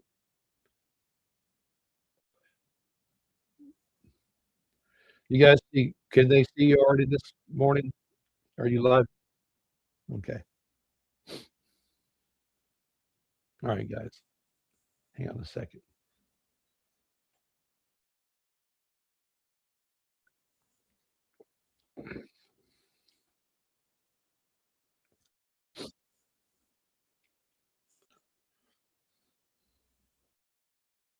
Happy Monday. You guys see your hat? Good morning, y'all. If we do a live trading gig down in Nashville, you gonna wear that? 100%. All right, cool. I had a very old cowboy hat, and I didn't like it necessarily. So we went to the fair with the kids this weekend, and I went to the rodeo and needed to level up. That's cool. Good morning, everyone. Yeah, we're just waiting to see what's going to happen here on the bullback. We're still trying to get up there where it says Bull's still the show, but the Bulls are struggling to get there. But we're trying. Yeah. Yeah, that level's very interesting. It broke with strength this morning to the downside, but then it didn't go forever. It really kind of turned there down around that 66 level you called out several times. Yeah, and it's just 66 and 48 low down there. But I figured that's where protection was going to be, and it worked out perfect. Yeah, those are good levels. Morning, Nas, Piper. Look at Sinister's comment. Yeah, Ride a Cowboy. Cheers, man. It's good boys. Summertime is perfect too for outdoors, cowboy hats. Yeah. Yeah, Yeah, I I wonder was if we could. told one time, "You can't wear Yeah. a black hat in the summer." I'm like, "I wear a Mhm. black hat whenever I want to," you Mhm. know, because Mhm. it's like, you go to some places, they wear a white hat in the winter or Or in the straw. summer and Yeah. straw, then they wear their blacks in the winter. I'm Mm. like, "I don't care." Well, black goes with everything. That's right. Yeah, I like the black one. Yeah, it's fun. If it's hitting my chair, but that's okay. Let's go. I know. It pushed up. The pre-market low was 118. It broke through that. Now we're kind of hesitating there. Yeah, we have to get the 110 here. We gotta stay above the 99. If you stay above the 99 and the 110, because see, the 99 and 100 is that massive push toward the 160, and we know Yeah. it. Yeah. If it breaks that. Yeah, because right on the other side of this, the bulls would need the 104. Right. So the 104 is where the bulls want to be, and the Mhm. bears want to pull it back down to 85. Mm. So you can watch it pull back to 85 or 104 here. Right. See the 85? Yeah, that could be a good hold place. Yeah. So if they break the 85, the bears will come to 79. If they break the 79, they want to try to gap it down to 65, 66. If not, it's going to concentrate on 79 and 84 to go back up. So your longs are 79, 84 on the pullback Yeah, that makes a lot of sense. because we're trying to Retest the get that breakout. 104. Yep. Mhm. And see, these bulls know they've almost got this back. So these bears are really trying to say, oh, crap, we don't want this shit happen. So what they're going to try to do is they're going to try to keep this from 120. They want to keep it Yeah, from hitting the 120. because And then they the want to Bears remain in charge. and they want to get to the 18. Or was that 18? Yeah. So basically, here's what's happening. You guys see this 120 right here, right there. Okay. And then let's see, it goes all the way down to here, right there. You see this? Right about, it's 18. Okay, it's 18. Yeah. So it's about right there. Okay. So this is the box that the Bears want to stay in. Okay. If they can. They don't want these bulls getting out of this. Right here. See the red? As long as we can stay in the red as a bear, we know we can reverse this market right back down to those other lows. And by what I mean by this also, guys, when you see a big move like this one, look at this move. When you see this big move come down, you're going to get a pullback, right? But what do we think, guys? What does a professional trader think when he sees this? Well, we think, boom, down.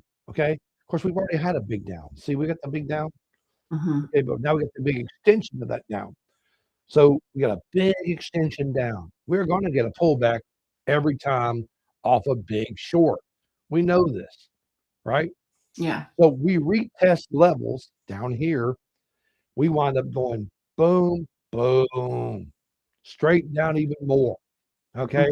So this has potential, guys, to come all the way back down and further down. And I'll tell you right now what I'm thinking. If you guys want to see what today's target probably is going to be, I'm thinking 28,910. 28,910 is a beautiful target for bears. Yeah. Okay. It's also a beautiful target for bulls if the bears get exhausted. 28,910. So this is what you're looking at, guys. This is that even though we see the market want to come back down through these areas, like it wants to go back short and all this, the bears have already established this 120 to 18 box that they know this down comes through, pulls back up. If it doesn't break the 120 right in this area right here, it's going to end up falling right back down again. Mm. Yeah, this pull up was strong for a little bit, but it's fading back down right now. Oh yeah. If the bears get down here to let's see, where is it at? Watch it try to push it at 65.50. Bears gotta get 65.50. Okay, that's where they need to go to push the market back down. It's not really necessarily a short, but that's where they got to be to even try to make a short. It's 65.50. See it? Yeah. See it go down a little bit right there. Yeah. So now it's going to be 62. So 62 is where the bears got to be to push down, and the bulls are sitting at 82. Yeah, all in here they're going to argue about it. Oh yeah, yeah. Mm. So since you guys are on here now with me, I'm going to show these guys what I was thinking last night. Yeah. See this chart? Okay, let's take this chart right here. Yeah, show us. This is this chart that I made last night. Okay, guys. I made this chart last night to tell me this is where today's market's going to be from last night at 9 o'clock. And we were right on it. Spot on. Spot on. So we're down here. You see how we need to break right here, guys? Like this 95 area. Remember I told you it's 120, which is like right in here. This is where we really need to be. So this is that bottom block. Now look where we hit, right? So we failed to get these areas that the bears really want. But we also failed this, okay, on the long side too. And then if you look up here, guys, you'll see what I had markers for the bulls, right? See that? I gotta go change all of that up top because it's gonna be wrong tomorrow. So that's gonna be fun to rebuild that shit. So as you can see, guys, we're in this box. You see this line right here? This is what I call my bottom Wall Street line. Okay. Right. This is where you need to be focused on longs coming back right in here. But if we get under this, the bears want to go. Whoop. See how they come under it? Look up. See this short? It came under my Wall Street line. This is Wall Street up, Wall Street down, Wall Street middle. So what we try to look for is anything under this. Well, that ain't gonna work. Let me get rid of that crazy thing there. Anything under this line here, it tries to move down. Anything over it tries to go up. But same thing with this. Anything over this line, we try to look for up. Anything under, we're looking down. Right? Now, this is standard like deviation with other stuff built in. So as you can see, guys, if you look at this market up here, see this here? You see the long right here? See that crossed the green line? Went up, right?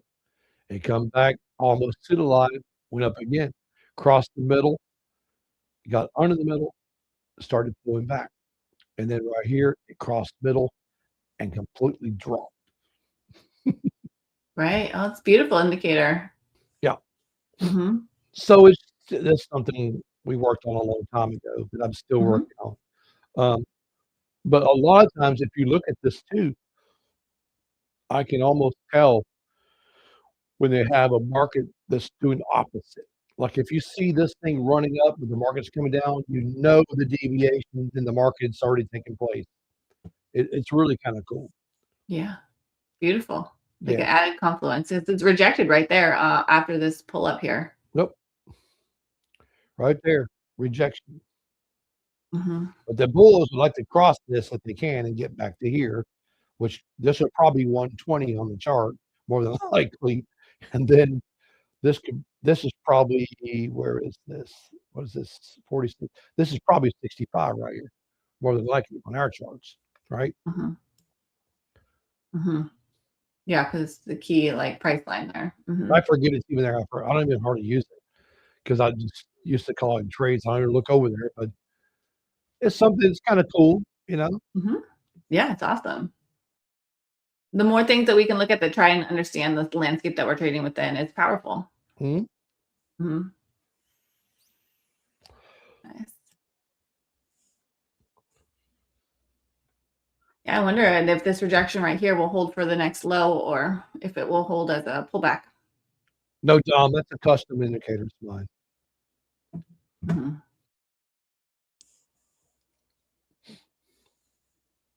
I know, it's like you would think that these guys would want to get this pullback. Remember, I told these guys this morning earlier that this pink box could be contraction. But if you look at this morning, you see this top right here Mm-hmm. and here. Now, we know 111, and this is what? 38. Well, let's just say 39. So 39, 49, 59, 69, 79, 89, 99, 109. 70 points, right? Mm-hmm. Half of 70 is what? 35? 45. 35, right? 5. So 38, 48, 58, 68, 79, 68, 79, 71, 2, 3. So 74. That's right. There's your midline. Okay. So on your contraction, guys, your midline's here. What I mean by your midline, anything above this, you look for this. Anything below this, you look for that. Back to the bottom of the box, right? Mm-hmm. Mm-hmm. Now, if we break the bottom of the box, we want to see this.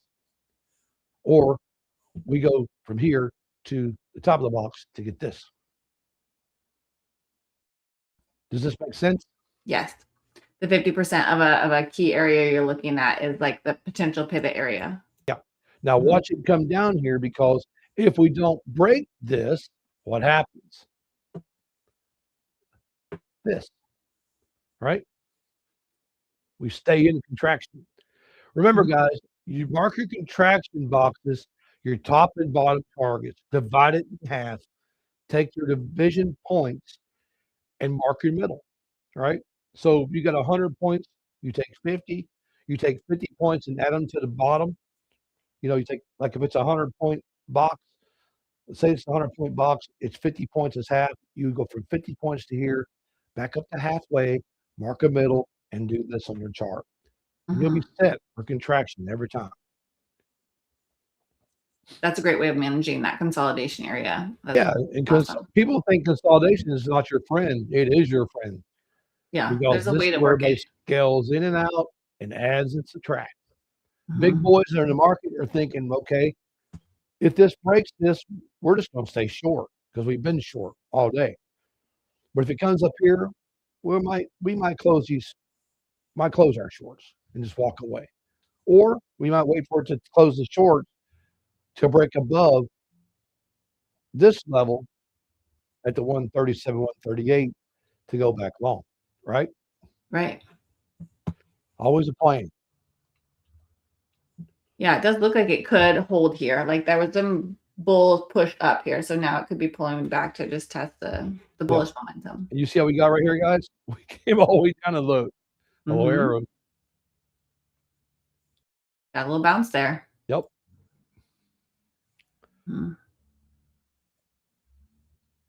I really want to get this chart kind of where I can see the bottom. There it is. Okay. So I'm going to show you guys something before I get off this morning. Thank you. Let's go back and see. Okay, here it is. It's right here. It's like this top over here. So you see how this top just kind of comes down right about right there. Okay. And then you have this bottom that comes right down. Ooh. Hey, how come you're having a problem getting through my box here? Hang on, guys. She don't want to get through my box. Okay, here we go. Then get this bottom marker comes right down to that candle. Okay, so now you guys can see Oh, I didn't want to move that. Oh well. Gotta move it up like this because I got so much stuff on here. Okay, so you see how we're in this range? This is Like like channel. the channel. That's right. Now, Mhm. what we do is we go over here and we take this, and we know that this is about halfway, right? Through that channel. So we know where's halfway. Look where halfway lines up, right where we're sitting, right? Yeah. Yeah. I think it might be a little, I think halfway could be right here though. I think it's Yeah. right That there. looks good. That's better. So guys, you can see where the halfway point is on this channel. So anything that bounces off the trend line is going to try to move up or down, right? So this also helps you with the contraction you're looking at because you can almost tell where the contraction is going to go up, down, and bounce, right? Right. So you get used to using trend lines, guys. They're really good if you learn how to use them correctly. And you can see the trend lines are all pointing down, right? They're not pointing up, they're pointing down. So it shows you that downtrend move also, right? So Mhm. see how the lines are all pointing south right here? They're not Mhm. pointing this way. But what the bulls want to do is they want to come off this bottom, right? And they would like to get back up into here. Well, where's that one? One right there. This is where the bulls want to get to today. Right here. For that big breakout. Mhm. But the Retest 130, that break. yeah, about 137 box right there. That's what they like. And look where X marks the spot here. 103. And guess what? 104. Well, guess what 104 is? 104 is right above the 101, which is an actual long. So Ooh. it worked perfect. Mhm. 101 is that long, Good and level. 101 is that short. 100 is the short for the bears to keep the market. 101 is the long for the bulls. So it sits right in there in that area. It's perfect. Mhm. Everything always matches up when I do crazy things. And I like Mhm. Yeah, that's beautiful. It's nice when you can draw it from different vantage points of looking at the market, and then when they have a confluence where multiple rationales are aiming to the same level, it's more powerful. Yeah, David, that's it's kind of like regression. It's almost like a regression, hand drawn trend line regression. You can call it that. Um, Mhm. there is indicators that actually put on these for you that you can download for free. Uh, Mhm. you can have, but I like drawing my own because if you get used to drawing in your charts, guys, you're always going to do it. And Mhm. sometimes you add indicators that someone else made. You never know if they're going to be spot on like you want them to be. So I just trust my instincts and draw my own stuff. Yeah, then you understand it more deeply and can trust it better. That's right. You'll start getting the hang of like, wow, I can draw my channels and I know there's people out there that trade trend lines and stuff like that, trend line breaks, things like that. But I only use it for teaching purposes because I don't need to use it anymore. But when I first started trading, I did use it. It's just one of those little structure things I use. Yeah. Because you guys can see on my chart, I'm all about some structure. Because my Mhm. chart looks like a road map. That's great. But I made this chart last night, and it was so cool. I was down here like 8, I think it was during the Asian session last night. I was there just messing around. I thought, okay, this is bottom. This is it. That's where we're gonna go tomorrow. I And we were like it. spot on. So I made this chart 24 hours before it ever happened. And that's what I like. Yeah. I love doing my levels the night before based on that price action and then seeing them respected the next morning. It's Yep, a great feeling. it is. Mhm. I really think if the Bulls will make a stand, I think 101 is a good place to start. I really do. Mhm. If they can take it. Yep, I really Mhm. think so. How you doing this morning, Justin?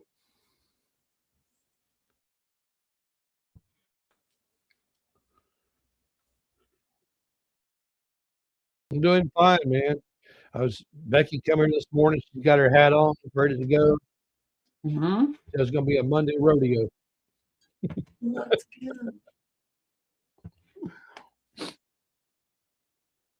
That's cool. I'm going to get off anyway, but guys, I'm going to get off and turn it over to Coach Justin and Coach Becky here, and you guys hang out with those guys this morning, and the bottom indicator is something that's my own stuff, guys.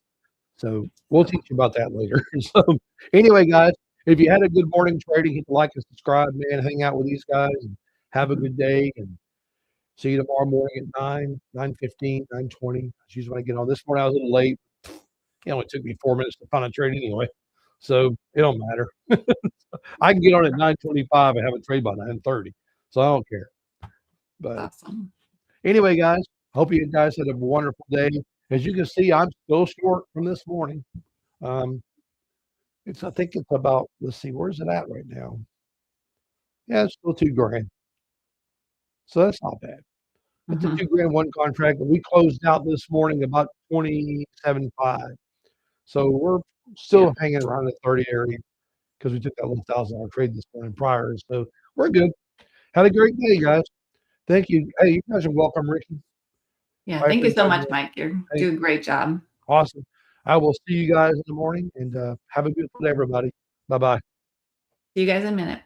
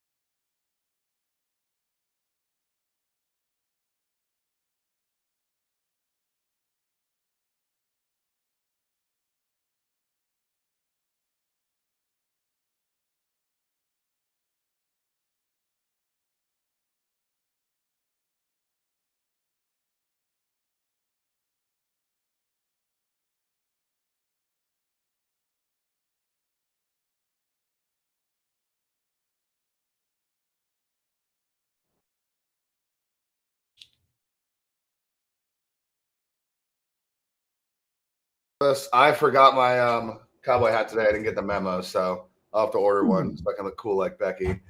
But looks like Mike already caught the drop, so you should all be rich as hell right now. How you doing this morning, Becky? Did you catch the drop? Awesome. Thank you. Good morning. Yeah, I went to the rodeo this weekend with the kids at the local fair, and so I had to just get ready for this BluSky energy. But, love that. I know you caught that drop, right? Actually, I didn't. Oh no. No, I couldn't catch it. My kids had a sleepover in the backyard last night, and there was too much chaos in my house this morning. So I caught scalps off the longs in the support area, but not a lot of trading for me thus far today. That short happened fast. Yeah, if you didn't get in early, pretty tough to get in. Just straight knifed and down a support, found support. Now I'm curious if bulls can push it back up, or we're just gonna diddle in the middle all session. I hope not. Come on. It's Monday and we already had a big move. I'm kind of scared we might, but well, we'll see what we can get. I'm kind of thinking it already happened, but a retrace up to about the 120, 100 area is what I was looking for. Kind of happened 30 minutes ago. So now I want to see if this 29, kind of this bodies of these candles, if it's going to break around 0.25 or something like that. If that goes, I think we'll see session lows and maybe more, but we already are pretty extended.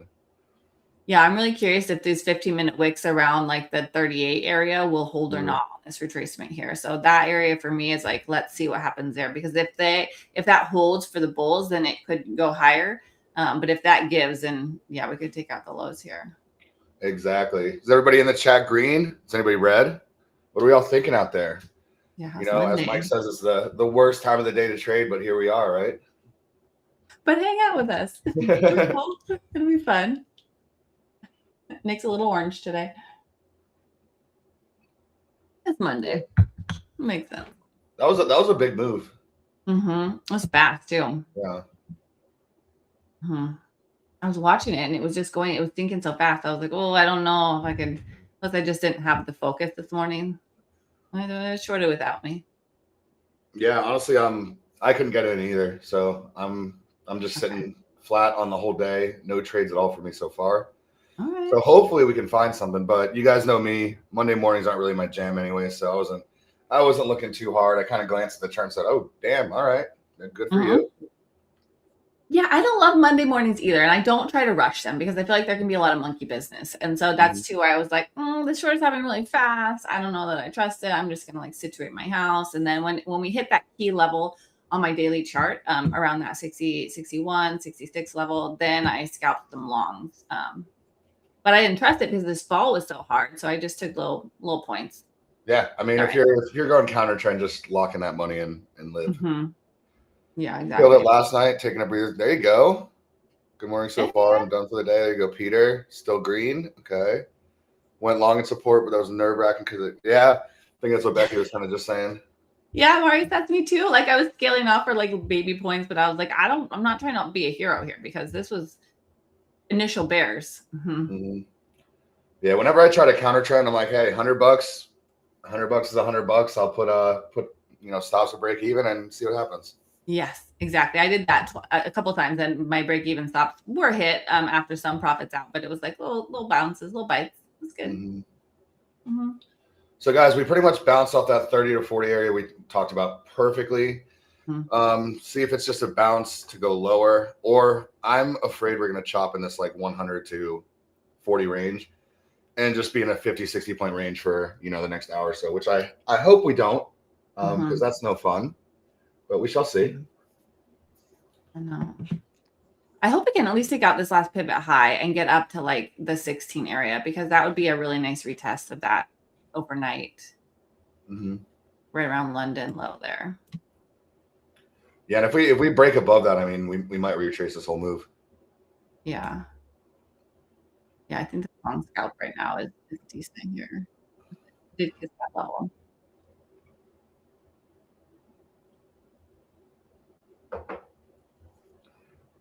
Everyone have a good weekend. It's early Monday. So Ricky traded the week open on Sunday. There's some opportunity sometime on Sundays. Like I have mixed feelings because when I trade Sunday open, like sometimes I make good points, but then I give up part of my weekend. So I have such mixed feelings on it. Well, Sunday open for you is in the middle of the day too. Yeah, it's totally in the middle of the afternoon. So if I'm not home, obviously I don't engage, but yeah. You're like, all right, guys, weekend's over. It's Sunday at 2:30. It's by Monday morning. Scram. Yep, exactly. No, I was wine tasting yesterday at market open. So oh, nice. That sounds better than sitting at Globex. It was good. Yeah, it was lovely. Like I'm trying to squeeze in the last little summer things, before that. Yeah, true that. It's popping a little bit off that retest here. Let's see what she can do. Yep. Anyone get this long? It just broke on the 5-minute, broke to the upside here too. Like that. Yeah, it looks like the smaller time frames want a slight push. But then if you look at, the hourly and the 4 hour, it's hard to be bullish on that. Yeah, agreed. We still got a lot of room to go from that big run up in the beginning of August. Scalp here. Like I want to see like another 800 to 1,000 points of downside before we bounce again. I think that would be such a good look because that run up that was crazy, and then it's been drifting down. So I think if we could get one more good push down, that could be a really good setup for a longer move here. Yeah, I think a lot of people are on the same page as that. Mm-hmm. Let's see. Joe Crow wants 096 that I'm done for the day. Did you get it? Already got it. It's almost there. I'm watching that too. That's what on this pop. Yeah, good job. Let's go. Man, I'm jealous. You already have a bunch of money. I got nothing today. I know that long was setting up right as we popped on here. Well, I swear my Monday mornings are just responding to DMs basically. I swear traders wait till like Sunday night to start. Oh, I forgot to ask you this. Oh, this and this and this, because they're getting ready for their week on Sundays. Mm-hmm. I'm like, guys, I'm not looking at my Discord on Sundays. Yeah, no, don't. You gotta have some weekend too. I mean, you do a lot for everyone that we work with, and so work through it slowly on Monday, Tuesday. That seems reasonable. It'll be there Monday morning. You're all right. And we're traders, so also when it's trade time, we gotta like spend a little bit of time there. Well, it's a lot of stuff that doesn't matter at all. Yeah. Like, go see this page on the website. All right, so you got your 96 over there, Joe Crow, and then it dumped a little bit. So good job. I got no plays right now in the middle of this stuff. Literally, we're in no man's land on my chart. Yeah, I'm super curious if we break this pivot, if we'll reject or close above it. I think that's the key area that we need to just watch for here, and that can give us some good information. Yep. Not a fan of Sunday's open, blue 3 accounts. I think I have mixed feelings about Sunday open because I have also blown my fair share of accounts just hopping in too fast, being way too excited. I almost think just having a chart up and watching it is kind of good. Maybe not even trading it. I definitely never start a new account on Sundays because my track record on that is pretty terrible when they start a new account or a new funded. So I used to do it all the time. Now I don't even look at the charts on Sundays, honestly. If I trade a Sunday, it's definitely for an eval. I would not trade my funded because I feel like it does wonk around a little bit. It can give a fake out gap that doesn't have continuation, and then it can do a lot of rotation, and that kind of just annoys me. Yeah, mixed feelings again. Oof, sorry, man. Well, there's some decent movement. And then obviously the drop. But I just I try to make trading boring now. These are my times to trade. These are my days to trade. I don't have to be here. It takes a while to get there, though. Yeah, it does take a while. It was a brutal open. Yeah, Sunday's open. I mean, nobody really knows what's going to happen. Then it's all these resting orders that are hitting, and stops getting run. This should run to these swing highs right here. Yeah, Marius, I think we're going to get it. I think it's going to take out 100 right here, and then I think it will take out 116. I really think that that's pulling it up. But yeah, it took a golden future. It took me years and years not to just be there Sunday at 6 p.m. every Sunday. Yeah, you gotta. I think that's where our personal data comes in, to play. Where you recognize that when I do this certain time, my results are not as good. Versus if I lock into when I do my best, then you can get really nice outcomes.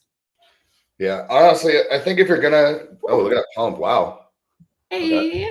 Okay. Nice target. Hey, okay. So it's hunting that. Maybe we look for longs now. Okay. Yeah. Whoever was long on that got some fill there. Yeah, that was instant. Hey. But I think Sundays are good for doing your analysis. Like, do your charting. If this happens, I do this. If it does this, it does this. I think it's gonna go here. Draw out your models, all that kind of stuff. And if it shows up while you're doing it, yeah, take the trade. But don't take something just to trade Sunday. Is there something going on? This is really kind of energetic. There's got to be. This is kind of, I mean, it's not that many points, but compared to what we've been having, we just tripled every candle. It's kind of pumping. Boom shakalaka, Joe. Love it. Hey. 41. Damn. No. Money printer is on. God damn. What? Jacro's on fire. I don't know. I got to look at the news. I think that I don't see anything, but it's not going to pop up for a few minutes. Yeah. Trump might be talking. I have no idea. This feels like a positive pump here. Also, I hit that key level. I think I got to put an order in. I know. I think we got to go long here. I think we're pumping. It needs to come back and get us, though. There's some volatility here. Yeah, if somebody sees any news, let us know. Oh, damn. All right, I'm in. That was quick. All right, pump this sucker up. Let's go, guys. Let's go. Take us with you to the moon. To the moon. To the moon. I'm into this hat. I'm not gonna lie. I keep glancing. I'm like, okay. We're all gonna have to get custom hats. All right, there's a quick $100, guys. Let's see. Yeah, I think the I kind momentum of is want up to right I now. kind of want to take a quick trim because I think there's something going on the outside I don't know about. Yeah, and news pumps can often fade Yeah, pretty quickly. they go away pretty quickly. Yeah, I think we could. What is that? Like 148 is another pivot area here, and Oh, look at that perfect trim, 20 points, like that. Nice. All right, so we're like half size left, guys. Let's see if we're gonna go. I want to see us break above this 137 area, kind of previous resistance from the drop around open. So if we can get past that, I'll be very, very happy. But again, if this is news or Trump is talking, this just might be some fugazi and it's just going to go away. So keep that in mind. Yeah, 150 is coming next here if we can get above this this flash dancing around right now. I'm just really hesitant when there's like a lot of volatility within one candle, and I'm not sure why. It gets a little sketchy. I'm not gonna lie. Yeah, like we're back to entry now. Yeah, you had a good trend there. So I might just have to lock it in. I think maybe $100 on that trade. We'll see. Not terrible though. No, that's good. If you're in and you want to roll with like original stops, I'd be looking for a hold above that 90-ish area. I think that somebody mentioned earlier. Yeah, that was the pivot area we had to break, and now we have broken it and we're above, but it's a little bit volatile right now, so it definitely could have an underlying news element. So you gotta be extra careful with that for the retracement hard. And Oriana, no, we don't do like mentorships or anything. Just hang out and trade and ask questions. That's your guys' mentorships. Yeah, real time.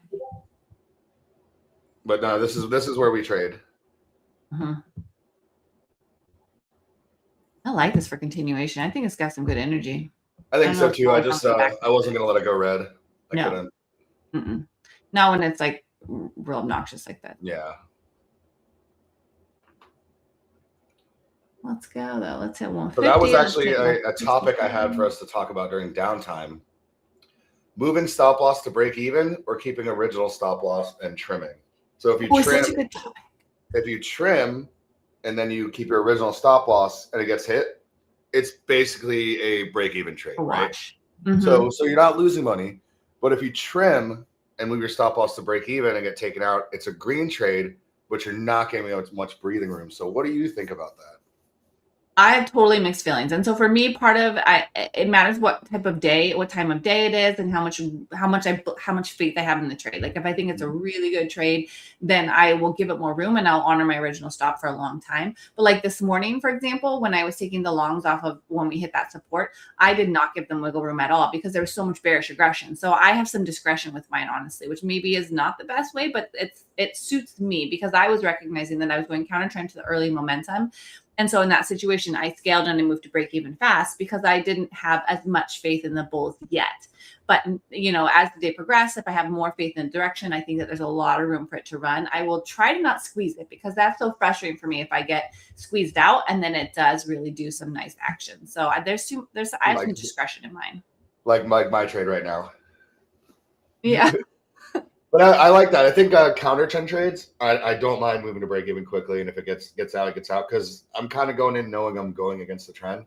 Yeah. But yeah, if you're going with the trend and it's a good setup and you want to give it room, I'm all for leaving stop losses kind of where they are. Because at the end of the day, if you do get stopped out and you take a trim, it's not a loss at the end of the day. There might be a small one, but break even. It's just fine. Cautionary risk management. Yeah. Yeah, I think I mean, first and foremost, like, yes, we're traders, but we have to be risk managers. If you really like zoom out and you consider trading as like the big picture business model, you have to manage that downside. And so like thinking about this, it's an important conversation. I mean, Mike talks about the stop gain. That's basically what we're talking about, is moving your trade management into a way that you won't let a trade that moved into profit go against you. But I think doing it too soon, you have a chance of getting taken out, which is irritating. Well, I think it also depends on the time of the day too. Like open, I mean, you can't just move it to break even. You get tapped every single time. Yeah. Or you have a lot more room before you go break even. I mean, like if we were playing New York Open right now, this would have been gone. It would have dropped or it would have gone already. It wouldn't be just sitting there. So break even at this time of day, it's it is about protecting myself, basically. Like I don't want to take losers when they're already lower probability plays. So it is what it is. Yeah.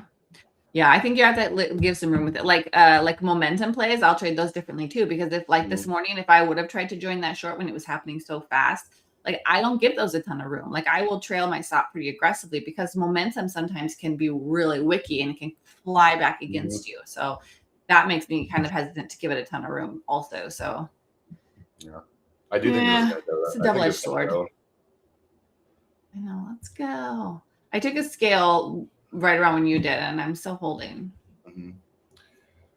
Do we live stream? We live stream right now. The schedule is every day. Us two are on at 11 together till 1, or whenever Mike 11ish. Whenever Mike gets off. Yeah. If you're in a chop area, going break even is a setup for failure. Yeah, it is, and that will also cause you to tilt too if you keep getting taken out.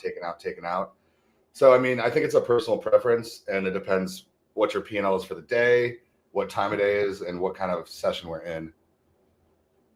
Ooh, Aaron, that's such a good point too. That if you're moving to break even too fast and you tapped out all the time, you realize it means you're over leveraged. Yeah, because you don't accept the risk of the original trade. You can't say, you know, this trade I'm risking 300. I fully accept it. If I goes red 300, I'm fine.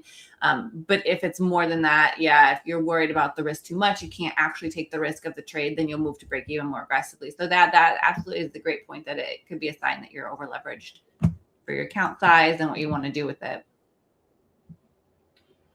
There was some news about Japan and AI. Japan to tap AI to speed up materials development tenfold. Okay. So, I mean, cheers to I guess AI. that's bullish, yeah. Oh, here we pump it. Okay, we took out that 150. Now I think we're going for 167, which is my VWAP on a couple of charts here. If you move your stop loss to right above entry, you get 100% win rate. Yeah, I guess that's true. That is absolutely a way to skew your data. Yeah, I have 100% win rate, but my average win expectancy is 1 point. Quarter point. Yeah. Yeah, right. Well, if you just do 50 minis per trade, you're good.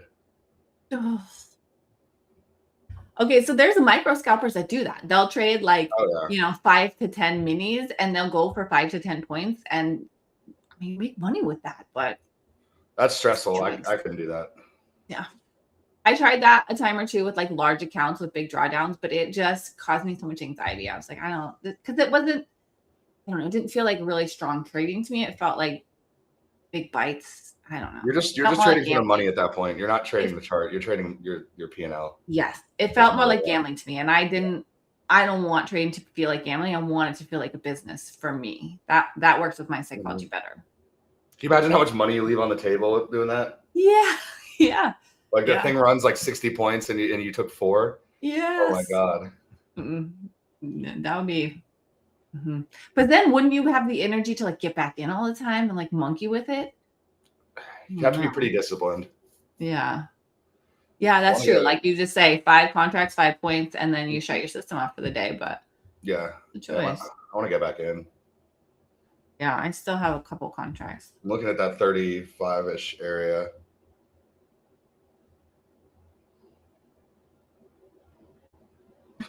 That's sinister.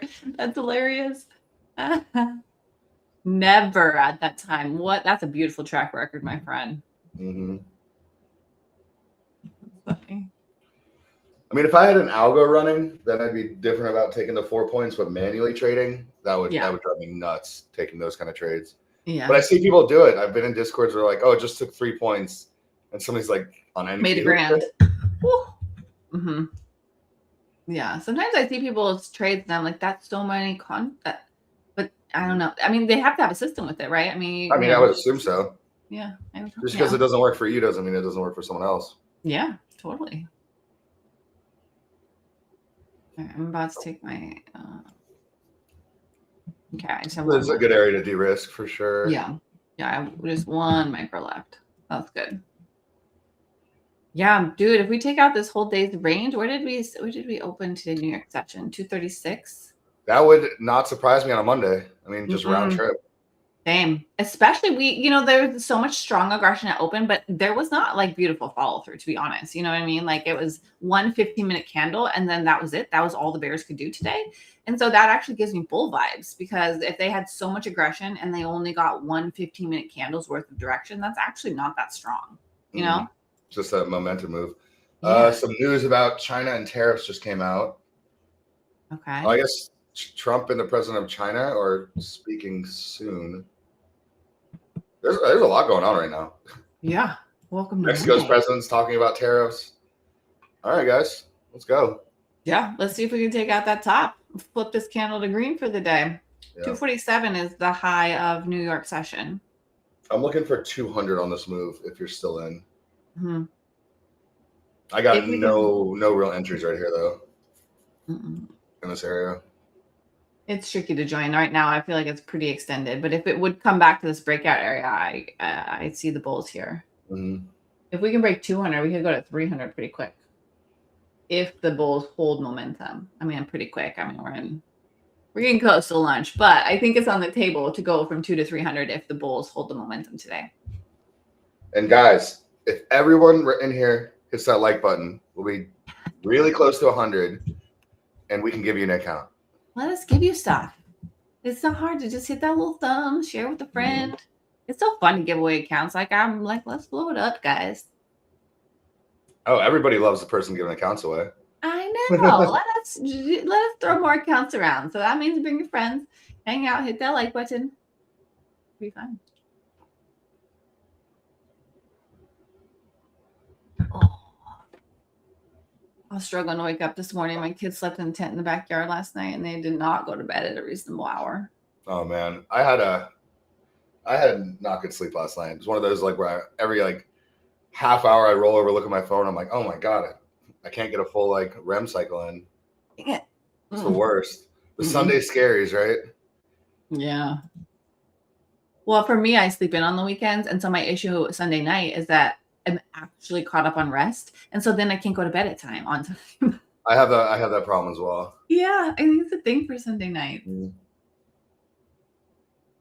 Luckily, I am on the East Coast though, so I'm fine. Yeah, you get the extra time in the morning. See, for me, it's like 5:40 is my alarm. Yeah. No, I would. That would be rough. I'm not gonna lie. I would need a midday nap for sure. Yeah. It's a thing. Yo, Ford's got some skills. All right, I want to hang out with you. You send us a message. The more the merrier. Let's make BluSky. I mean, honestly, you guys, did you see Mike this morning? He freaking killed that short entry. He went full confidence, called a level ahead of time, got in, led and talked about the levels, talked about scaling. There's no reason this room doesn't have a couple zeros on the end of the amount of people in the audience. Mike is an incredible trader, you guys. So you got to spread the word, spread the good word. We're pretty cool afterwards, We're pretty cool too.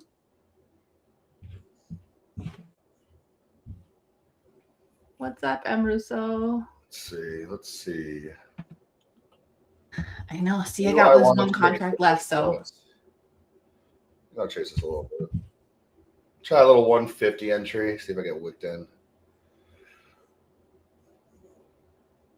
I'm gonna keep the news tab open just because. Yeah.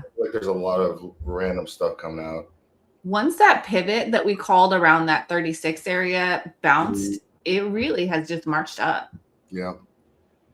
We also, this wouldn't be another day. Iran's response will be more decisive than ever. Okay. Which does that mean? Okay. Oh, I think I've seen that 3 times a week and nothing happens. Or nothing, no follow-up statement comes with it. Yeah, it's just noise without true action and change. And I wonder if ES is going to overtake. ES is a very interesting level here too, you guys. If any ES traders are in the house, if we can hold the 76, I think we'll go to 86 here pretty nicely on ES. She's been marching up as well. So I see that. I like this. A little more power on ES for sure. Yeah. She didn't sink as deep and started pivoting a little bit stronger, although it really monkeyed around for a while. ES has been stronger just, the last month or two, honestly. Like it broke the highs and NQ's kind of chasing it behind it. So it's not ES there if anyone looks. Yeah, Reddit is a good place to make some noise. That's a good point.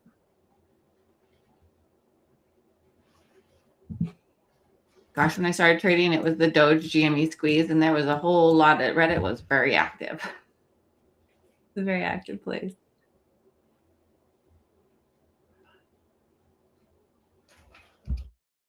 I suppose it always has fun. All right, come on, 200. Let's go. Well, come back and get Justin first. And if it goes, it goes. I don't care. Oh, why you guys stopped out? This is one of those like it. Oh, that stinks. Yeah, dude. You're right on the direction for sure. Sorry, man.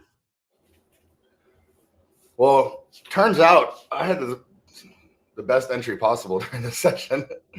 The break even got me. Ugh. Oh well, that's what it is.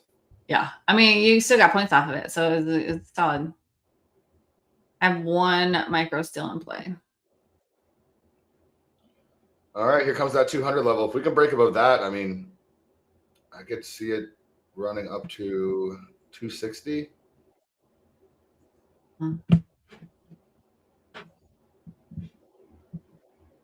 Nice. Yeah, this morning I can't, like, looking at this chart right now, I'm like kind of annoyed because I got longs at the bottom, and two attempts on this account alone were stopped out. The runners were stopped out on a trade, and look at where we're at. So I feel that vodka.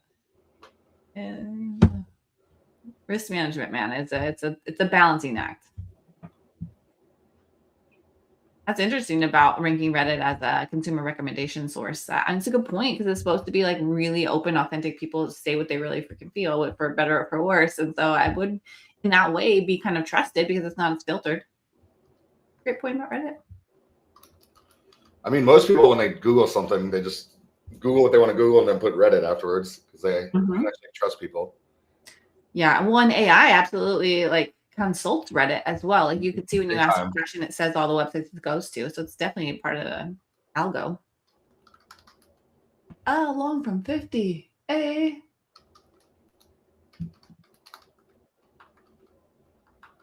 CEO is AI. Nice. Man, that's gonna be really interesting if we take out the hive today. Yeah, this is a big pivot point for me right now. Yeah, right here is let's see what happens. If it comes back to grab us, that's a good look here. I'm moving mine to 165. I'm only doing 3 contracts on this one though. Yeah, because it had a decent move already. Kind of chasing, and I already trimmed out on the first one, so kind of treat it as the same play if I get in. Yeah, I like that.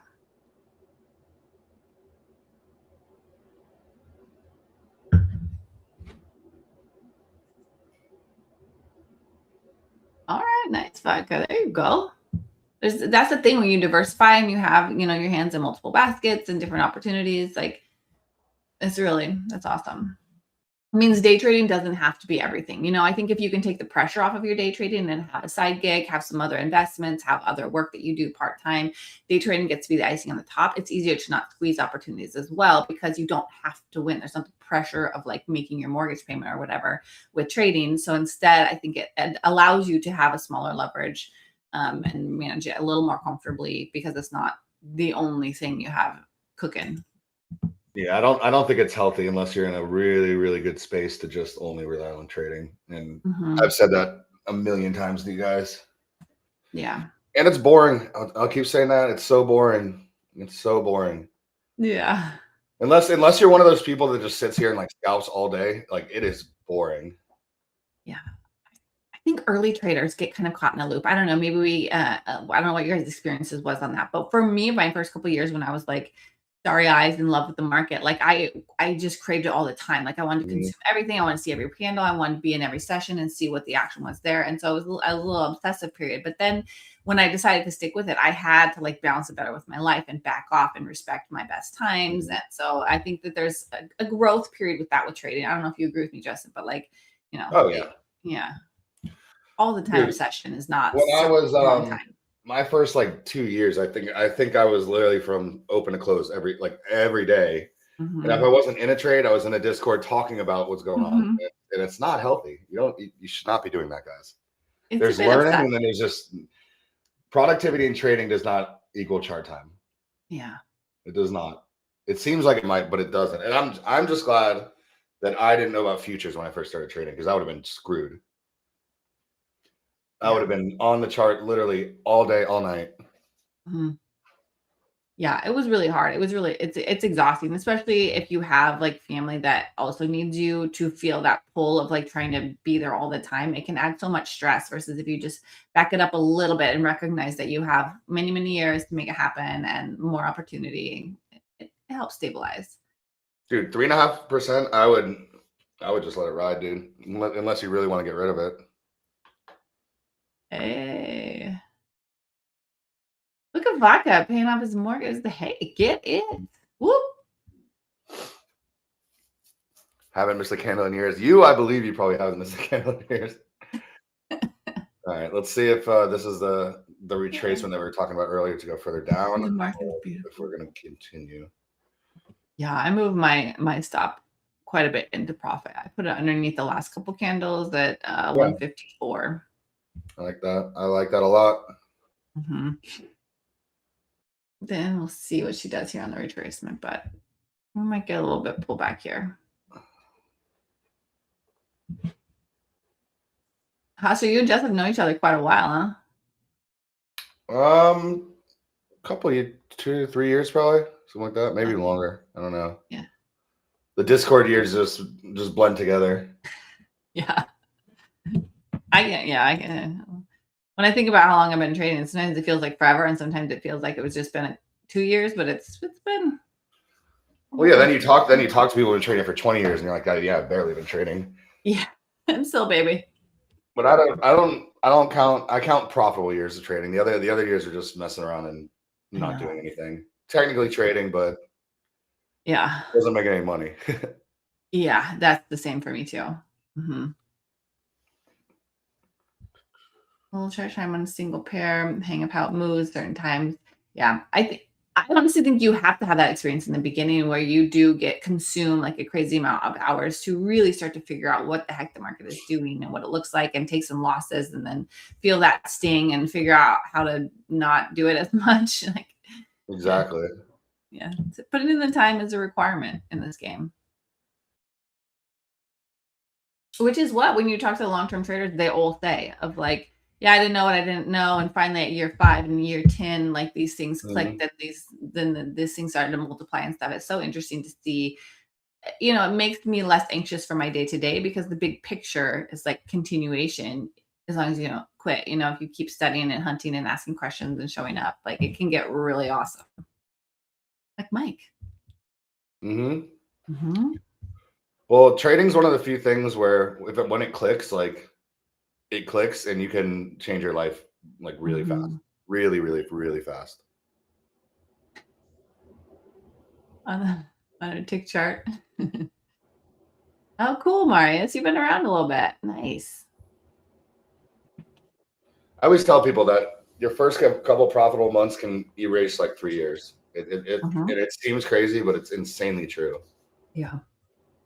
I agree with that as well. Once it clicks all those fees, it's just you push past that level into the next levels, and it's pretty great. Right. ES does seem to want to hold the 76. I wonder if she'll tag 86 here. It has to get out of this morning range here too. ES's morning high was 82. Kind of rejecting there.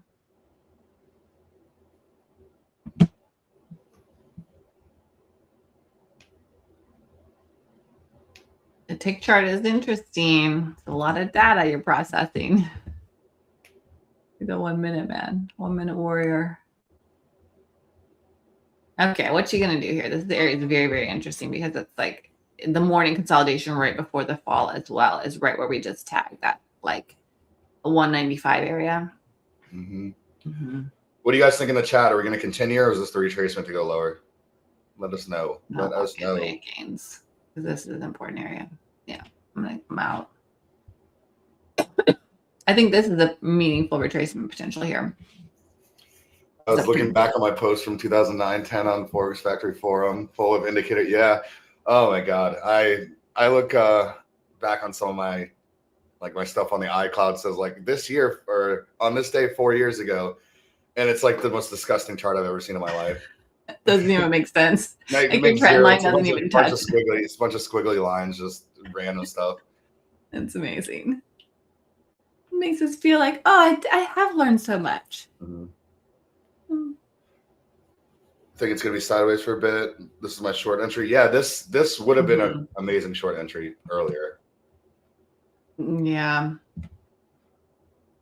Oh, you got this. This is a beautiful short entry, Hotster. Nice. You caught the good short then here. Yeah, I think the bears are going to try and defend in this area here. I do too. I'm willing to take a shot though. Yeah. Well, bulls have held the direction for a couple hours now, like 2 hours almost, an hour and a half. So it could be the retracement to get us in. All right, I'm in. There's a 50-point candle fair value gap to the left. What time frame for your fair value gap is that on 15?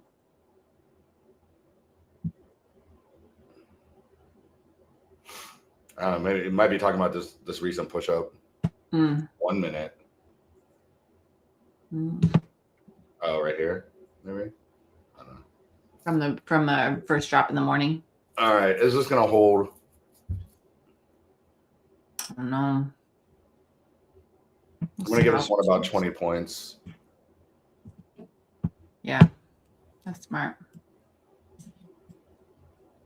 It could come down to like 140-ish here.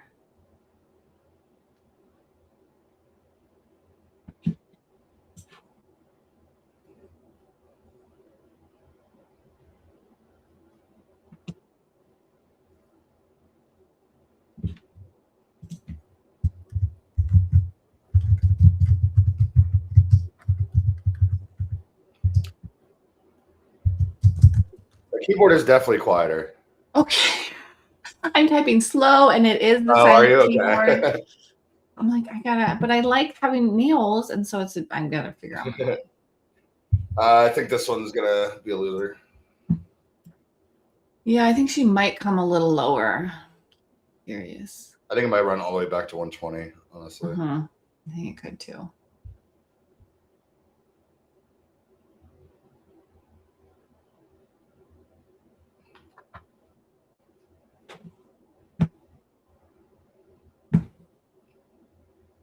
We'll see what she does in here. It's an interesting level. I like the bulls for the direction, but right now the bears are taking a little. Mm-hmm.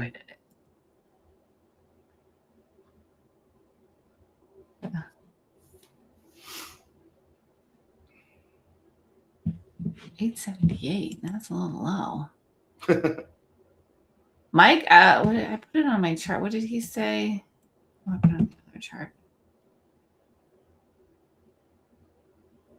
910 is what Mike said before he left as the lower target if we can break the lows. But that's pretty low for where we're at now. That was before this last bull push.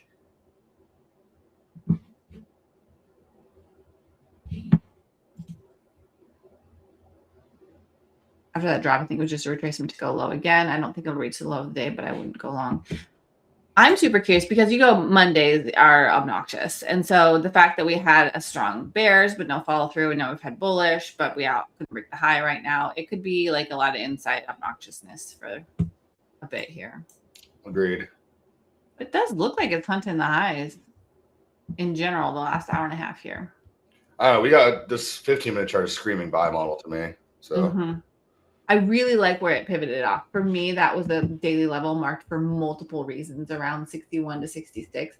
And so being that where we held this morning was a really important level on the larger time frames for me, that makes me bullish on the day as well. All you guys that said I shouldn't long, look what's happening. Look what's happening. Ooh, it's green. Look what's happening.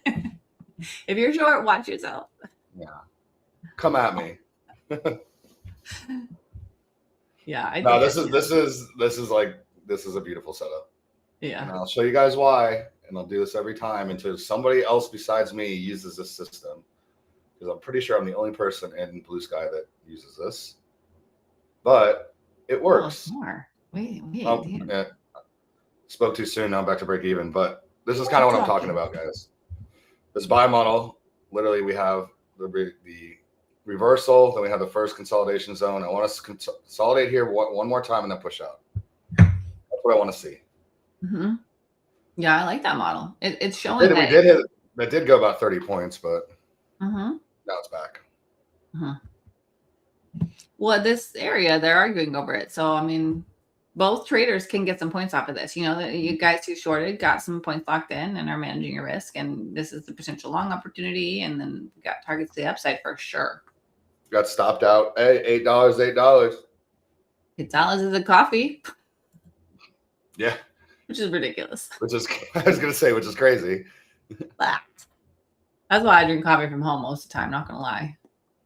Well, you were caffeinated like crazy on, what was that, Thursday?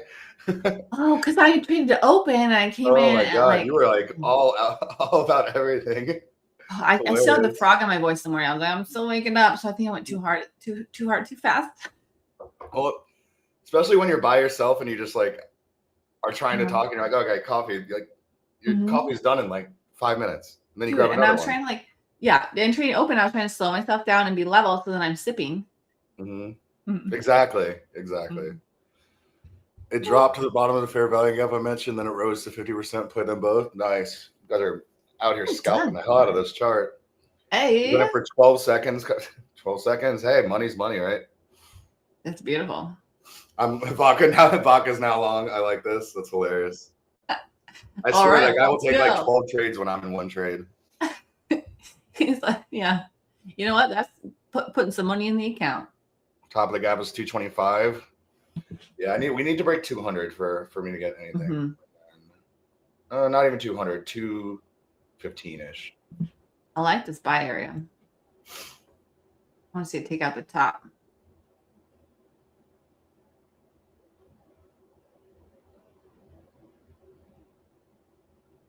If you're in this with me, we're up 15, 20 points at the moment.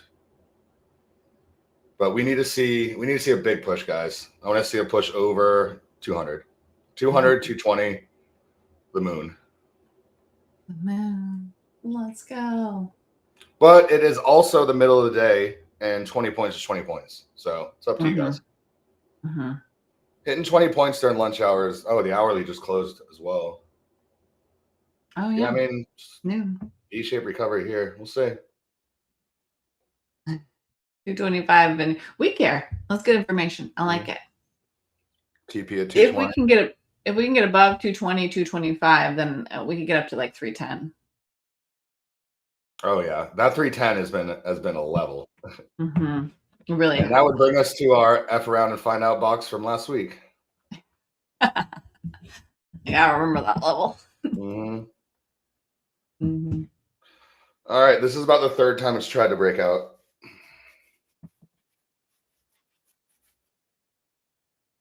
Short 197. Okay. I mean, that would make sense. It's kind of my TP. Up 3,800 today. Let's go. Yeah, let's print it.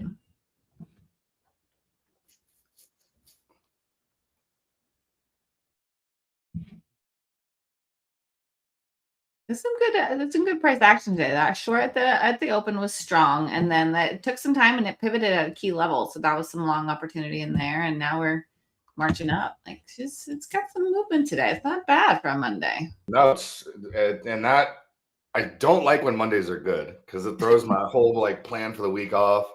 Like it's like now Tuesday's gonna suck. Yeah, smart Ford. Dude, cheers. Have a lovely walk and rest of your day if you don't pop back in, but otherwise we'll be here for another hour or so. So come on back if you want to. 3 TP plus 3,400. Damn. Nice. Well done, Ricky. Beautiful. $20 is $20. Exactly. 100%. Speaking of that, that's from Super Troopers, I think. I was about to go see Super Troopers 3 came out a couple weeks ago. I was going to go see it in theaters, but it's already gone. which is not a good sign. That probably means it wasn't that good if it's already out of the theaters. Must have had low numbers, yeah. I guess. I mean, it's like a cult film. Yeah, when that first came out, it's so freaking funny. First one. I looked at it was what year do you think the first one came out? Oh God, Super Trooper. It shocked me. Okay, give me a minute. Give me a minute. Don't say the answer yet. 97. It's 2001, but yeah, long time ago. Long time ago. Okay, yeah, see, 25 years ago. Yeah, no, that makes. I feel like I was so young. I feel like I was a baby when I saw that. Yeah, I mean, I was in middle school when it came out. It's crazy. Mm-hmm. Yeah, that's why I went low, because it felt like forever ago. But yeah, I don't know that I saw the second one, honestly. I actually watched the second one yesterday. now I either have to drive like 30 miles to some random theater to watch it, or just wait till it comes out, and I might just go drive and watch it, honestly. Liter of cola. Yeah, that's hilarious. Oh, and back at break even, man. We are definitely consolidating. Yeah.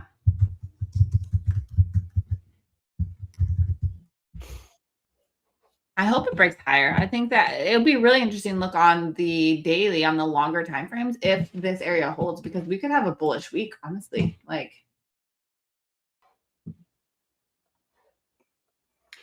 ooh, it's hard not to be bearish on this daily, though. Honestly. I know. But if you look where it held this morning, where it wicked off of, it's like that bullish engulfing candle from what day was that? 8-4. The base of it is where we're holding it. And so that was a massive candle. So if those bulls want to hold, this is the day we tested it. Yeah, I mean, well, if you're like a fair value gap or imbalance or whatever you want to call it, trader, we should go lower. Yeah, because there is that gap there. Mm-hmm. Agreed. But engulfing is a sign of a lot of money. And so it could go lower and take that gap, or it could not. What are the stats? I feel like I used to know the stats, but something like 70% of gaps do get filled. Great analysis, Becky. It could go or it couldn't go. I don't know. Either we'll go short or we'll go long, team. Here, half the chat go short, half the chat go long. and we'll all split the money. It's gonna be fun. I believe that's hedging. So I'm just kidding. Don't tell him I told you to. Don't do that. No, don't do that.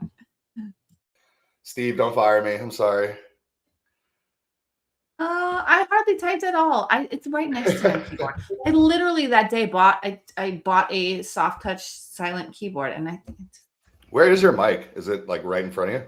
Yes, but I only have one desk. Like, where am I supposed to put it? I guess maybe I need to get one that hangs. I have one of those with like the arm. It sits down. I can't like the cord's tight, but it's sitting on my desk. It's the blue Yeti. Sitting on my desk next to my keyboard. I promise I won't touch my keyboard anymore. Well, I've been in this trade for way too long, and I've seen 30 points go to 0 a few times. Mm-hmm. I actually just got filled too on the retracement here with you, and I'm at $1 profit. It's right on my entry. Come on, mama, let's go. Hang it from the ceiling. That'd be hilarious. All right, drop it in right here. Like a boxing, old school boxing ref. Oh yeah, hey. Mm-hmm. I didn't know it was still so annoying. I'm trying to. I'll behave. Maybe I just need to get really rhythmic with it. Maybe I can make it fun. Well, I think the system we use picks it up a lot more. Yeah, it must. Other ones. Yeah. It's very sensitive. Rapper style. I know, right? You guys figure out if I got rhythm or not when you're typing. The issue is that I'm normally a really fast typer, and so I could get really, I could be noisy. Rein it in, mama. All right, guys. Well, I'm willing to let this play go red. Doesn't mean you have to. It's up to you. It's always your money. But I want to see if this model plays out. Yeah. Yeah, we got the retracement, and it's been bullish here for a while yet. So I think we should see what she does here. I'm going to put a trend on this 5 minute. That would look.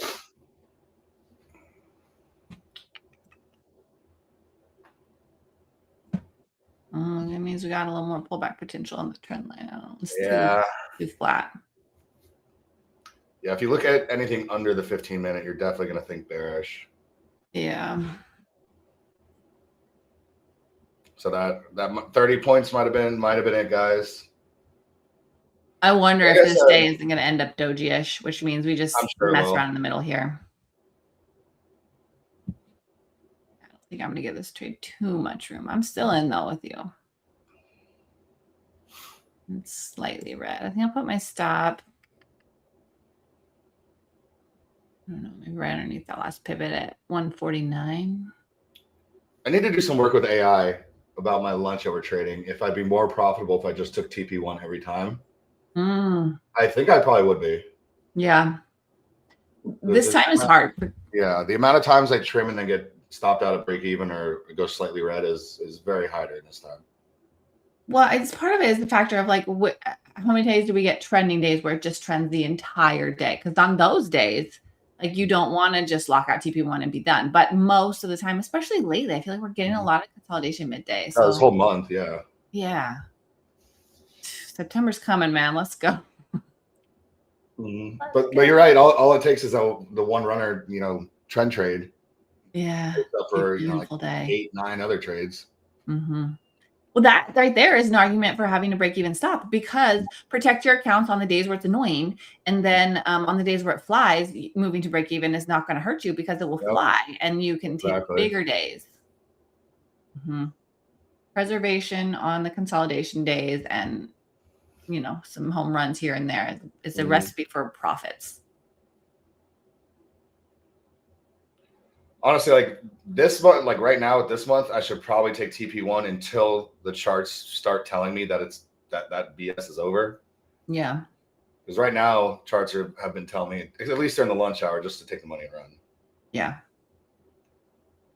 That was Thursday that you got that final freaking target to the downside. Remember that? I hunted that the whole morning. I 5 attempts. Yeah, that didn't happen until what, like 2:30 p.m. I think. Dude, I was out in my house doing stuff with the kids, and my alert went off, and I just grumbled to myself, like, that wasn't it. I tried that play. I took it with you in the morning, and I got some points. Yeah. Then I tried it again afterwards, got stopped out, and then I tried it again, and then it went. Literally 5 times I got T1 and was stopped out, either in profit or at break even 5 times. It was funny. One of my friends was like, "Hey, do you have like 10 minutes?" And he was asked me to try to help him with the market maker model, just to show him, just show him some so he could see him. And I was like, I went back to Thursday and I was like, "Oh, what the hell is this?" And I'm like, "Oh, that was the day Becky took like seven shorts, got stopped out at break, stopped out at break even every time, just for it to finally go." Yeah. That's the thing. Like when my trading time is up, like it is what it is. Like that day was still like decently profitable. I was happy about my P&L. Yeah, frustrating price action though. Yeah, because you're like, I felt so strongly that it was a magnet that I couldn't scalp the longs because I felt so strongly about it that it was like oil and water. I couldn't long. And then of course it hit, which is a good feeling, right? To like have the right analysis. It's still a win.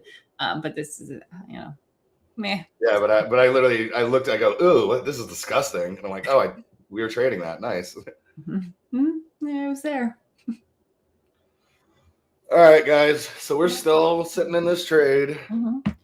But the fact that it's not falling means this level's trying to hold. This is one of those ones where I wish I could just go do something right now. I know, hit fast forward.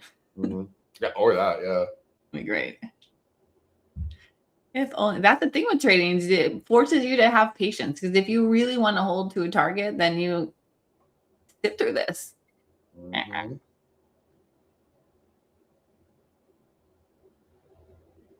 see if she can go.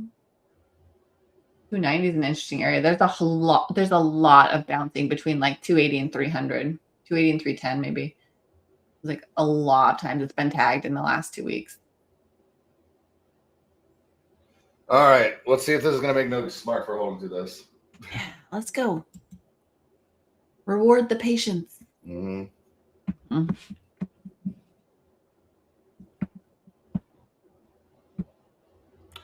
Later, Ricky. Have a good one, man. Yeah, absolutely. You killed it today, Ricky. Enjoy that and enjoy the good energy and be fresh for tomorrow. Do it again.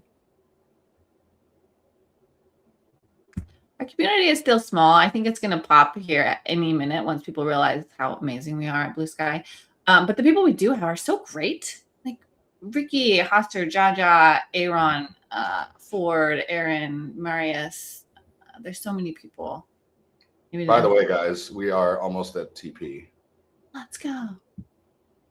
Printing some green right out. Yeah, Nick. Shout out to the Sky Crew. That's what I'm saying.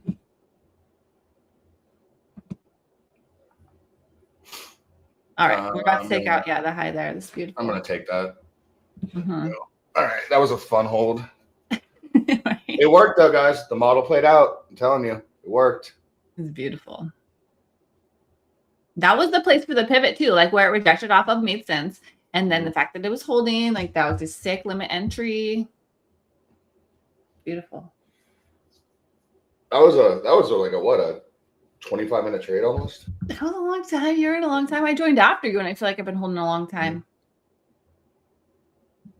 Okay, so there's the 200 TP, guys. Let me know if you're long, if you're holding, if you want break even. What's your guys' plan?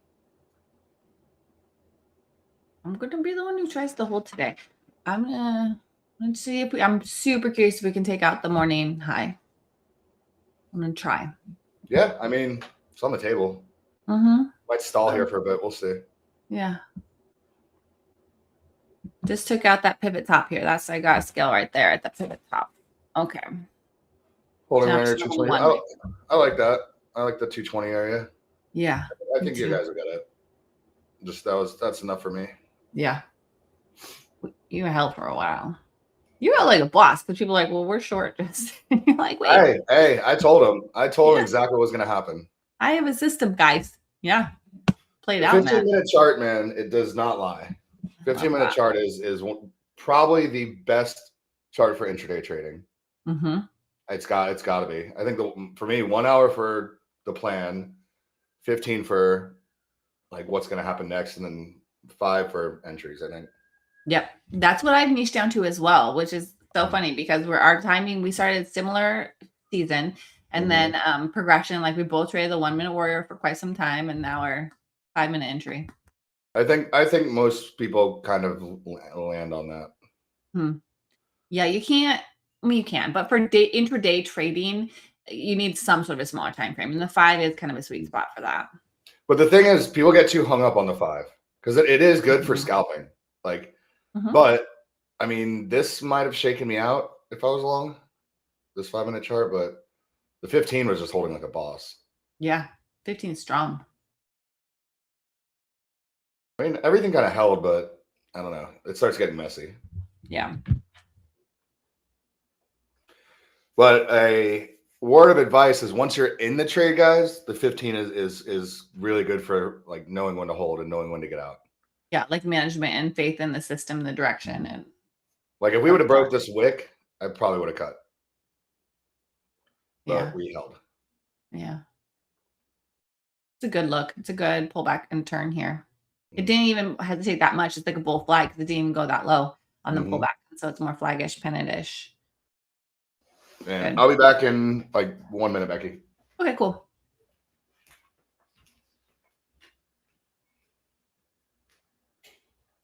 Texting.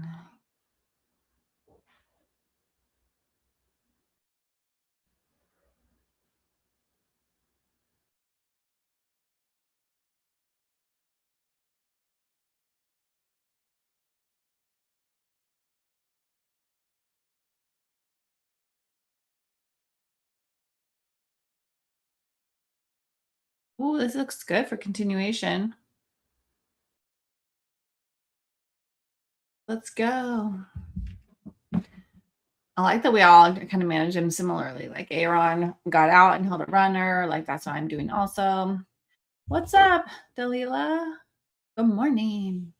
I suppose it's not morning on the East Coast. That always throws me off when I join Discords or I'm hanging out with traders and it hits this 9 a.m. for me because I'm like, good morning, everyone. And they're like, girlfriend, lunchtime. Like, no, I haven't even started breakfast. Trendline resistance on the 15. Okay, I like that. It's another interesting point. That's the thing when we have a really strong directional morning, like we had the bears this morning, like owned the first 15 minutes. Well, it's going to take a little bit of effort to blow through their top here if we can break the morning high, because that was a lot of bearish aggression early that created the downside early direction. And so to break through them, it's going to need a good pop here. It's angled that way, but it could struggle. As Mike says, have traffic, you know. Price got slapped at 210, took my runner there. Nice. Profits, man. Cheers to that, Aaron. I love that. Beautiful. Plan on higher time frames, but for entry, you have to use the 5. Yeah. Otherwise, you lose good entry in your stop loss. Yeah. So that's the thing. When you trade the 15, you're managing on 15, right? So you could have a pretty significant stop loss. So that would change potentially the leverage size that you can use. And yeah, I think the 5 is important for that, for like kind of really digging into the best entry you can, and then stop loss, so you're not taking a huge amount of risk. I'm saying with that, I can't, for my intraday trades, I can't manage them on something bigger than a 15 in terms of entry and stop loss. But for targets, I can manage on the larger time frame, because then in theory, you want to be able to write a trend. You want to see if we can get to those larger numbers. So like this one, this long I'm in now, I still have a runner in play, and my stop is moved to break even, but I want to hold it and see if we can take out the top, in which case we can run a little farther to even maybe like 280, 290. So yeah. Yeah, it depends on the style for sure. If you want to try and hold a trade long time, then rely on your large time frames, like get in on the smaller time frames for entry model and stop management. But then if it's something you think can really run, like for me, the targets can absolutely be on the larger time frame. And then I can walk away. Like if I have a trade that's protected with the stop loss in place, then I can go about my house. I can do things with my kids. I can even run to the store and let it play if I really believe in the opportunity and I know that my downside is managed. Mentally stable. It takes time to build the stamina, honestly. Like that's a stamina situation for me with trading. It takes a while to have that trust and not carry so much anxiety to manage the trade. Like that's just a time thing. I think it gets better with time and different setups. Nice. Cheers, vodka. Aw, love that. I don't know what part of the world you live in or where you grow in your garden, but it's the season. It's like it's harvest season is coming. September, things start to get really ripe. End of August, like vegetables are coming on. Like I just picked a couple cucumbers yesterday. Our tomatoes are all popping. Nah, go well done, vodka. Cheers to some really nice trades today. Like you got some shorts and some long. I love that. I'm going to hang with Justin. We're going to be here for about 40 more minutes and see what else we can see if we can take out this top here. But then I love the getting outside vibe. Hey, Maris, there's nothing wrong with sitting in trades for hours. Just you don't have to stare at it. That's the thing. Mm-hmm. Yeah. And like, I don't know if you guys see me sometimes when I'm holding on the longer time frames. I'm not even talking about the trade anymore. We're in. We know what we're looking for. Let's talk about something else. Especially when you have protection in place, right? I mean, that's the whole point of being able to put a stop on your chart and know that like your trade is fine or fine or amazing. That's a great place to be. Heat wave in Texas. So we're in Florida. We've been getting insane amount of rains. I have a Sunday routine I like to do. I detail my car. I go to the gym. I do all this stuff. I play some sport outside. Rained literally from sunrise to sunset yesterday. I couldn't do anything. Oh no. I felt like a bum. Did you just get some binge Netflix time? I did, yes. But, yes. But I mean, like I don't trade on Sundays. I don't even chart. I don't do anything. I get my body into the productive mode. Like, all right, get back into it. Get your stuff done. Then you don't have to worry about anything till the weekend again. I call it admin work. You got to do your admin work on Sundays. Yeah, that's so smart. Like managing your home and your car. Like I love that.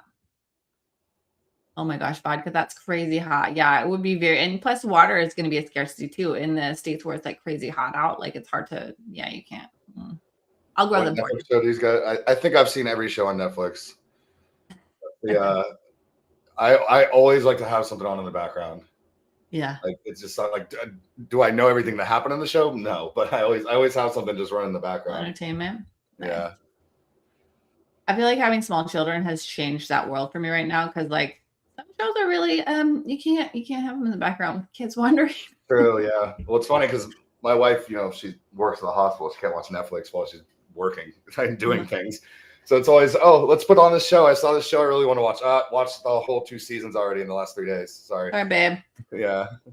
It's like, it's a real thing. This work from home business is a different vibe than when you got to be in the office, such as with nurses. Vodka, that's what I say about Florida in the middle of the summer. I'm like, you can come, but like it's gonna be. I don't know if you're gonna like it. It's gonna be hot. Never been cremated. That's amazing. That sounds unpleasant. Not mentally stable enough to not look at it. Yeah. Takes time. I'll tell you though, some of my best trades have been like, okay, we're a bit in profit, put stop loss to break even, and then you come back and you're good. I do have the ocean, but even the ocean is like it's hot during summer. It's like bath water.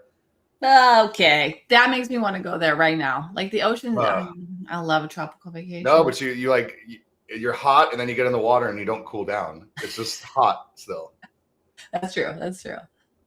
I had somebody ask if I want to go to the beach like a week and a half ago, and I was like, no, it's too hot, literally. Yeah, melting. That's wild. That's not my situation. Yeah, like the boat, paddleboarding, something like that. Yeah, but just sitting there baking. Oof. Mai Tai and a audiobook. Now see, we're all like, okay, it's quitting time. Where's the nearest body of water? All right. I'm in the west coast of Florida, Tampa Bay area. I think the beach is like 4 miles from me. It's close. Ooh, that's amazing.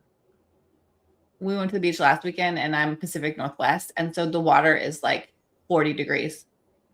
42. I would welcome that right now. Dude, my kids are out there playing in it, and it's like it's dangerous because there's like riptides and stuff. So I have to be out there when they're in the water, and like your feet feel like ice cubes when you stand. It's very different. Different parts of the world, man. I still have a runner. I'm still long. The house prices are stupid here, though. It's annoying. Yeah, I interviewed a retail real estate mogul a couple of months ago, and he was like, yeah, if you really want to make money in real estate, you do not want to do like Seattle, Florida, New York, anywhere that people like is a hot commodity, like you can't make money in. Yeah. Or there's just already a ton of people doing it. Yeah, and the prices are driven up so much. Yeah. Okay, vodka. All right, he's hunting Florida. I love that. Make some money. All right, so that did end up hitting that 220 area, guys. That most of us are eyeing. So major pivot point. We'll see if it's going to push through, but everybody should have a free trade at least.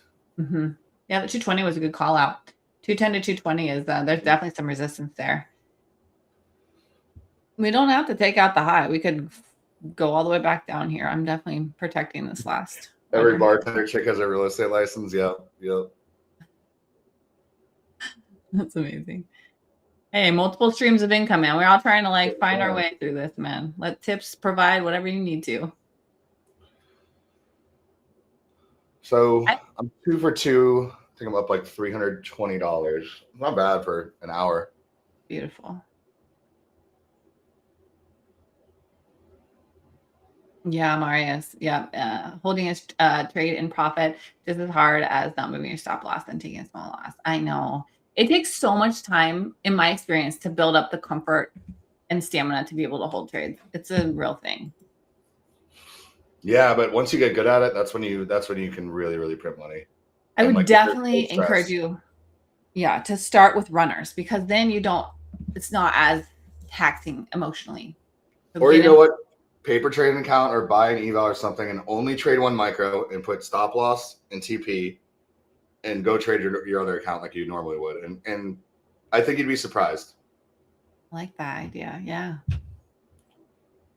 I have a friend that when he's in a slump or he can't hold, he just puts a micro in, 50-point stop loss, 50-point TP, and with his normal setup. And he's like, man, it hits almost every time. To do that every time. Yeah, well, it's a lot harder when you're in with 5 or 10 micros to do that.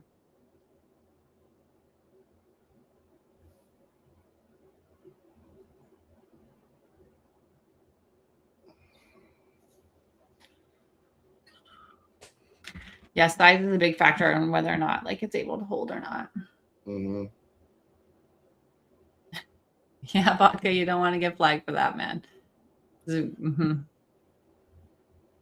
Right, yeah, yeah. I think this is going to push through. I don't know. We'll see.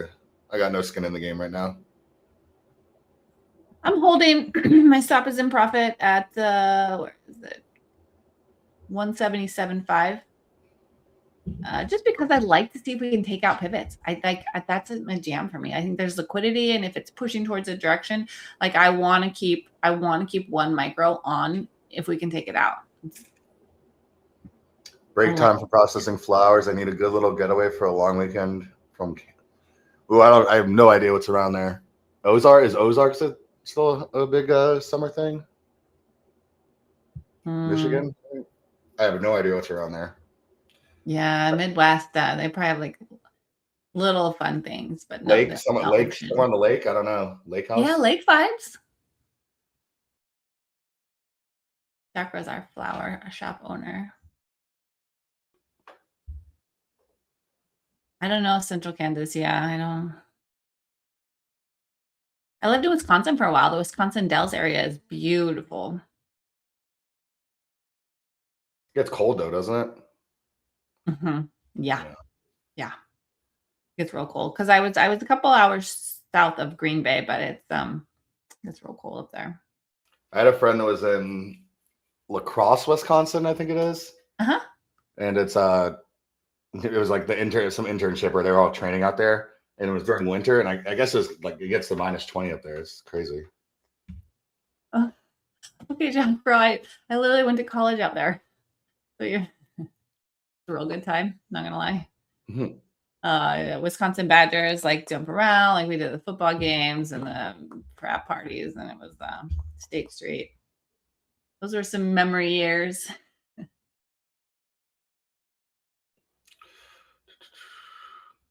Ascent. What is that? Oh, Rhinelander's a great area. Yeah, I have friends who live in Rhinelander actually still. Wisconsin is beautiful. Like it really is like salt of the earth, like farm country, like kind people and lake vibes and real cold in the winter for a while, but then the summers are really hot and humid and there's fireflies and beautiful. All right, so we tapped that 220 area, guys. We're coming back into support. Curious if it's going to hold. I don't know. I'm not going to take the same trade again, though. Want to see what happens. Drive across frozen lakes. That would be fun. I would like to go snowmobiling. That would be really fun. I did that when I lived in Wisconsin. They call it the North Country. And I had friends had a cabin up there. So I went with my girlfriend up. Their family had the cabin. And so you would this is Wisconsin vibes, you guys. We would snowmobile to the bars and have hot toddies and then snowmobile back across the lakes and the trails. Like it was like everyone in Wisconsin did it. It was really fun. Yeah. Arco knows what's up. Yeah, it was a good time. Like Wisconsin was it was an amazing few years of my life. Like the winters, the snowmobiling, and then the brat fests and the football and it's good times. That's the thing with life. I believe that we all should like be present where we're at and have the experiences, and like trading is a great opportunity to like, experience life too, make some money. Oh, good old fashions. Mm-hmm. Yeah, there's some drinking energy in the Midwest, not gonna lie. Not necessarily, but it's fun. Snowmobiling is fun. Once you go, you might get hooked. I'm sure, yeah. Mm-hmm. It's very fun though. And then go in a cabin with a fire and drink a lot of beer. Sounds awesome. Mm-hmm. Mm-hmm. Those whiskey hot toddies, man, I'm telling you. Yeah, Sinister, I saw that like last winter was terrible over there. Yeah. Yeah, it was a very mild winter, which is like why we're having kind of a bit of a fire season, honestly. I don't know if that's the case for everyone, but it's certainly on the West Coast, we're having a wildfire season. So that's tricky with those really mild winters. We don't get enough rainfall for it to fully like be as moist. think, correct me if I'm wrong, I think Colorado has both desert and mountainous areas. I think it's a big enough state that it has regions of both. It certainly has Rocky Mountains. Yeah, I just know all my skiing friends were pissed off. Yeah, it was terrible ski season. Yeah. Especially you will buy an annual pass in the beginning of the season and you think you're going to use it 20 times. Go buy the Epic Pass or something. Yeah, you'll get to go twice. Yeah. Oh man, I'm getting hungry. What's for lunch, guys?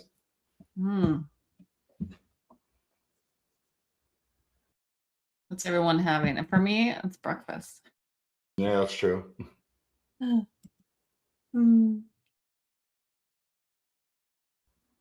Tacos. Ooh, Taco Tuesday tomorrow. Yeah, I think I'll do tacos tomorrow. I have all the ingredients, so it might happen today. Oh, nice. I love tacos, not gonna lie. Oh my god, that's my shirt. Hold on. Can you guys see? That's hilarious. What, tacos and trading? What? Addicted to tacos and trading. Where'd you get that? Well, it's Market Mama's merch. Actually, I made it. Cool. Yeah. That's funny. It's a good phrase though, right? We heard it a long time ago. We're like, yes, tacos and trading. Ooh, barbecue. Barbecue could be good. Ooh, that's a good choice. I haven't done that in a while. Okay, nice. You got the hookup jack roll. Well, I do white people tacos, but they're still good. Me too.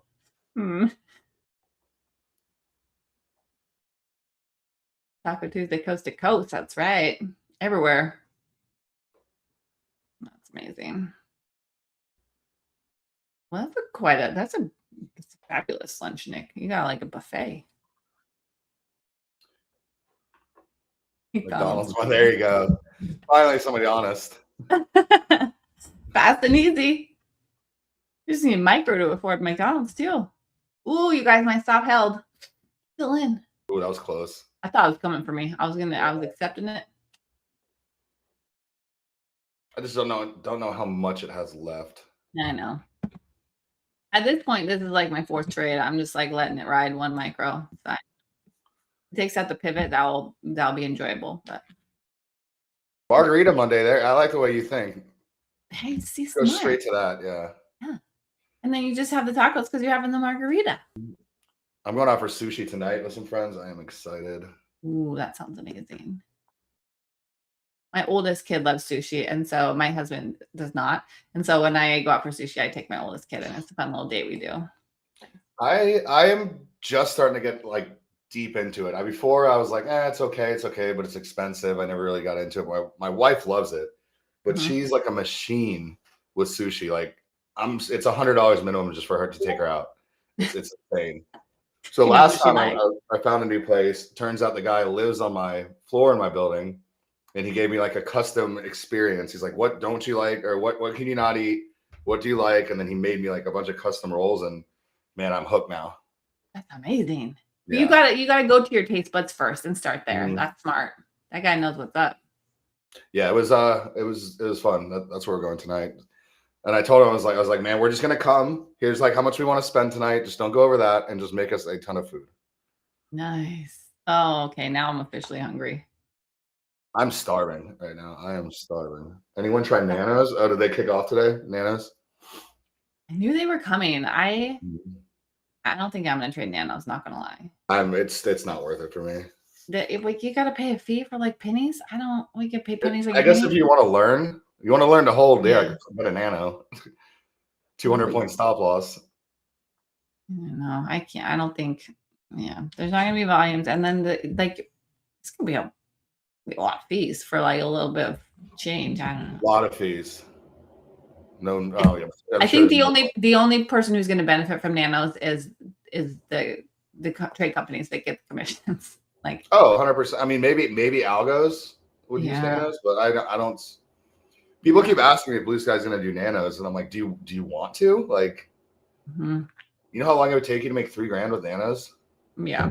I trade minis sometimes on my personal time, and I trade micros when I stream just because of the split attention between the chat and then everything. But I can't imagine needing a Nano, but it's an opportunity. It's another opportunity. The market is very diverse and abundant, and there's so many ways that we can capitalize on it. Well, I mean, next year, Becky, the market's going to be at like 50K. Like then maybe nanos make sense. Yeah.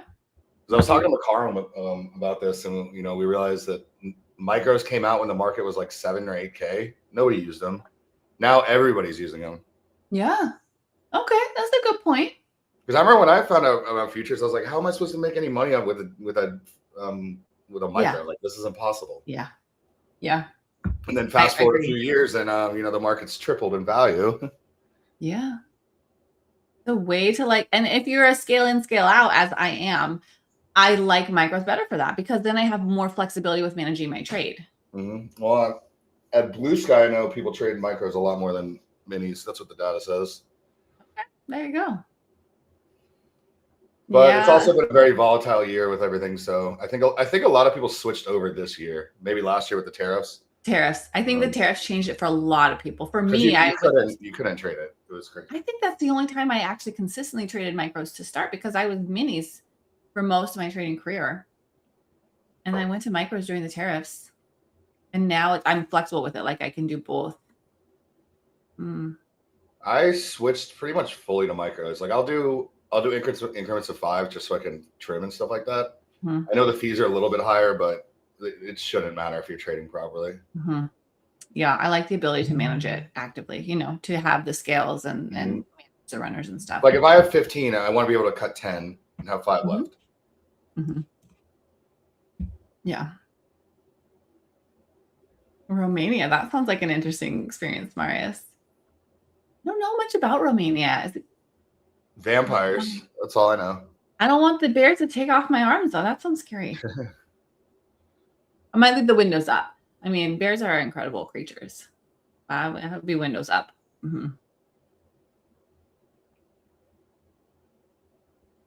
We did Zion several years ago, and the mountain goats were just like right on the road. Like it was such an incredible national park. The views and the hikes and the wildlife, like the mountain goat population there. It was so beautiful.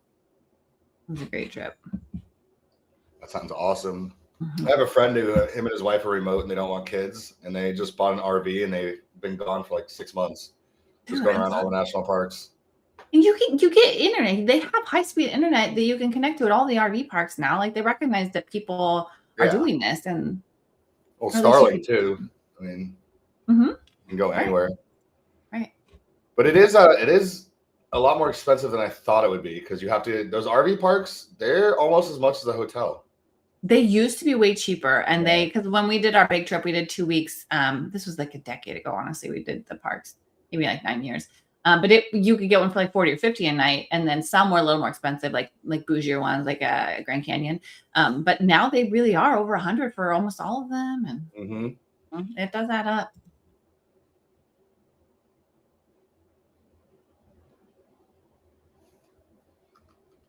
Be the market maker. Well, I'm out. She's just fading, sliding back after that 220. That's a beautiful target right there. I think people made some nice money off of those longs. I hope so. Now we'll see what she does in here with the slide back, how far it goes. If it takes out the low, then it's just going to be an inside day the rest of the day. If it takes out, what is that, 150, then I think it's just going to dink around the inside. I think that pivot needs to hold for the bullish direction intraday. That's how I would kind of gauge it. I think if that gives, then there's can be some more downside. An Italian guy thought it would be a good idea to take a selfie with bear cubs. He got killed. Yeah, that is very, very smart. Bear cubs, man, you can't. Oh, that's like people that want to swim with alligators down here. What do you think is going to happen? Mama bears and alligators are not. There's a reason why we talk about mama bears as humans, because mama bears defend them cubs. Real thing.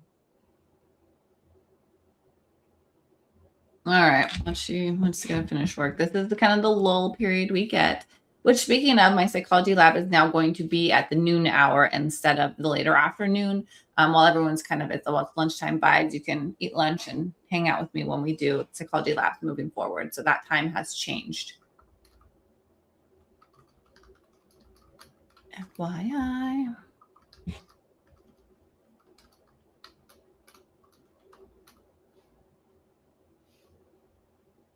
Oh my gosh. So it's like a thing now, people feeding the bears and like messing around. Okay. Silly. Uh-huh. Yeah, watch yourself on that one, will you? Yeah, it feels like it's a lot of hesitation, MJ. Like it's not real cute right now. It's market opportunity. What news is coming out? I know. I'm like, look at that. Nothing was on my radar. I don't know. No, it's just that time of the day, guys. The full move to the upside already happened. I mean, it's gonna take a hell of a lot of momentum to push past this New York Open level. This is just slow, but it's doing what it's supposed to. Jackson Hole Symposium starts Thursday, Friday. So there could be some volatility depending on what is said then, especially Friday. There's a little more to come on that. And then Wednesday morning pre-market, there's core PCE price index and preliminary quarterly information for the GDP. That's pre-market though, an hour before market open on Wednesday. And then Thursday, Friday is that symposium with quite a bit of data coming out at 10 a.m. Eastern on Friday. So if you trade Friday, really watch yourself with that news potential.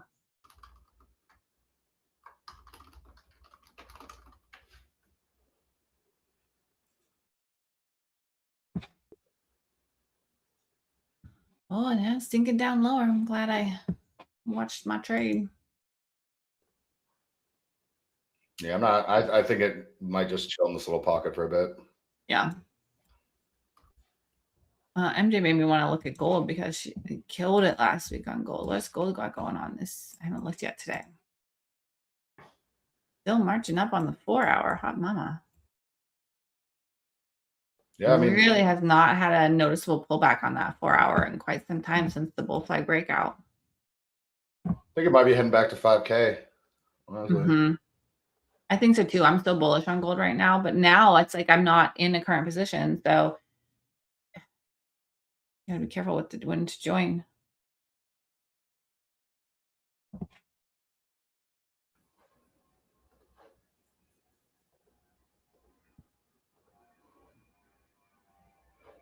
Yeah, it's doing like a steady climb though. I could put a trend line on that 1-hour gold. Let's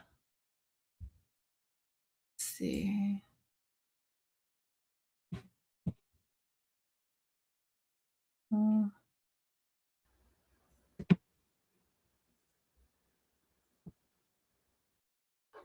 Oh, it actually is fading back a little bit on the hourly and the 15. It's in a little bit of a pullback here on gold.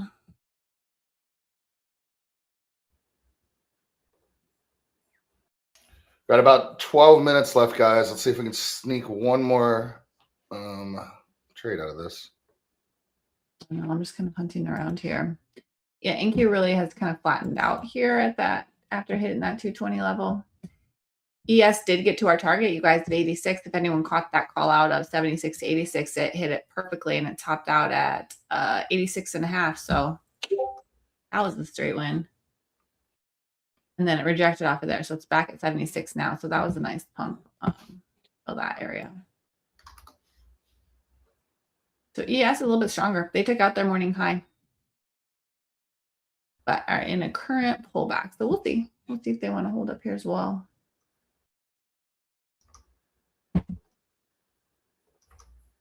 I love doing my levels at night, honestly. Like when kids go to bed and I come down to my office and I like just digest the day's information. I draw my new value areas. I draw my larger time frame levels. So when we get halfway through the day, I'm already like, I wonder how this day's going to look when it closes. I don't know if anyone else does that. What's shaping up? Especially it's Monday, you guys. So like it could be an interesting setup for the week, you know? I like looking at Mondays and seeing if potentially they were the wick for a weekly candle. Yeah, that's true. You know what I mean? Because the weekly candle is the time frame, and so they have wicks on them. So if it's you get a push in a certain direction on Monday morning, and then it counters it, that could be the wick for the day. And so this morning could be the bearish wick for the day if it's bullish. Just a thought. What's up, David? Good morning or good afternoon, wherever you're at. Short 403. What are you shorting at 403? What's up, James? Welcome, guys. David, what are you trading in the Green fours? Day, nice, nice, nice. Wow, welcome, New York City. So it's lunchtime for you. Okay. That'd be wild if we all went all the way up to 427. Mm-hmm. Sure could. We're back up in the fours. My point of control from Friday, I mean, we just don't have that momentum for it. I don't think it's going to happen today, but it's a 386 is the target. If the bulls were to rage, I mean, I think that could happen. And it could be an overnight, it could be a tomorrow situation if the bulls want to hold this low that we experienced this morning. But we haven't seen enough energy and follow through on the bulls this morning yet to show me it could get there today, but it could. I mean, we certainly held those lows 2 hours ago.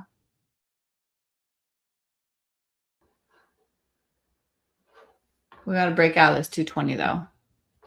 Yeah, I mean, I highly doubt we're gonna get another trade in over here.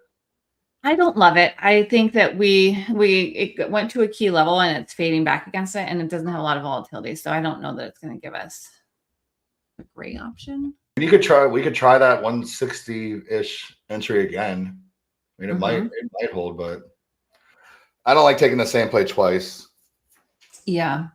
Especially since we did get to an area and the morning was so aggressive with the bears and we are up in it and it's fading from it. And so that makes me a little less hesitant, a little more hesitant to try again for the long as well. Mm-hmm. If you put a trend line on the 15, there's more direction to fade down here. And for me, it feels like we lost some momentum. And that is the lunchtime vibe sometimes. This is just a longer time frame pullbacks now. Needed some kind of area to chill in for a bit. Can't just go straight up. But I mean, looking at the 4-hour chart, that 220 area is the area that the shorts may continue. Yeah. Yeah. This will tank short, you think? Yeah. For me, right now, it is going down, but just where, I mean, it held in here before and it made a new high, well, like 40 minutes ago, for like this current price action, not for the day, but seems weak.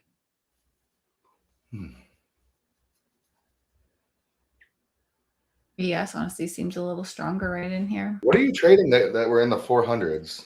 I know, I'm not sure. I can't tell what you're trading. Is that NQ or is it? I don't see anything in the 400s. I don't either. I think 400s might be in play, this week.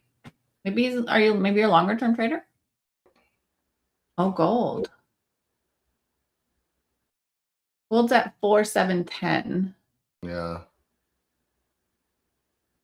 4403. So you're thinking real short? That's 300 points to the downside. I don't know. For the pullback, maybe? We trade NQ most of the time, but we talk about gold. Yeah, but gold's up in the 700s. So. Yeah. I'd say probably 90% of people at BluSky trade NQ or MNQ.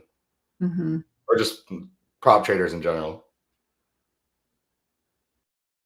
I did talk about gold though earlier, so because I was looking at other things. So I was trying to see if we could find something beautiful, but I see what you're saying about the 4,400 level. We did bounce on that a couple times before this latest breakout. So maybe you think it could come back down to that support level for the next move up, because it's been bullish now for actually a good week here. But that is a nice breakout level from the 4,400 area. That gold did push up, flag out at 4,400, and now we're higher. So I don't know if it'll come all the way back down there. Maybe like 45, 45.80, 40, 46. But I definitely like long side on gold. And if you're not in, like, see if we can get a pullback entry. Marius, I kind of like that plan, but that's a longer time frame play for me. I don't know. My thesis coming to this session is already played out, so I'm kind of just chilling right now. Yeah, me too. But I think if we break past, just call it 150, should get a nice move. But this is textbook just sell side on the 4 hour. Yeah, we pushed up into the morning resistance that had some aggression and some strength this morning. So bears are defending a little bit here. I'm telling you guys, if you just marked 4 hour and 1 hour levels, your trading will get a lot easier. Yeah. Like so much easier. Tune out a lot of noise. It's boring. Like it's very boring, but boring makes money. Yeah. Yeah, it's a little safer to trade boring. Like you pay way less commissions and you blow less accounts when you just kind of lock into less trades, all that stuff. I don't know. To each their own, though. That's why trading is cool. You can do whatever you want. I think there's a personality component. Well, we broke 50 likes, guys. Broke 50 likes. We're making progress. Let's go. Yeah, Eric, I want to be like bored. I want to fall asleep during my trades. That's how boring I want them to be. I don't know if I'm there yet. I don't know if I have that yet. I am not saying I can do it, but I want to. Cool. That's basically fast forwarding. Just take a nap. Yeah. Let it play. Let you set your alerts. Let your phone ping you if something happens, and then give it some space. Yeah, and just go chill by the pool. That sounds dreamy. This is a place in the chart where I get paper cuts. I quit taking trades around the 200 EMA on the 3-minute because it tends to be choppy. Yeah, I mean, New York lunch after the move is a dangerous area. Yeah. There you go. Yeah, give it time.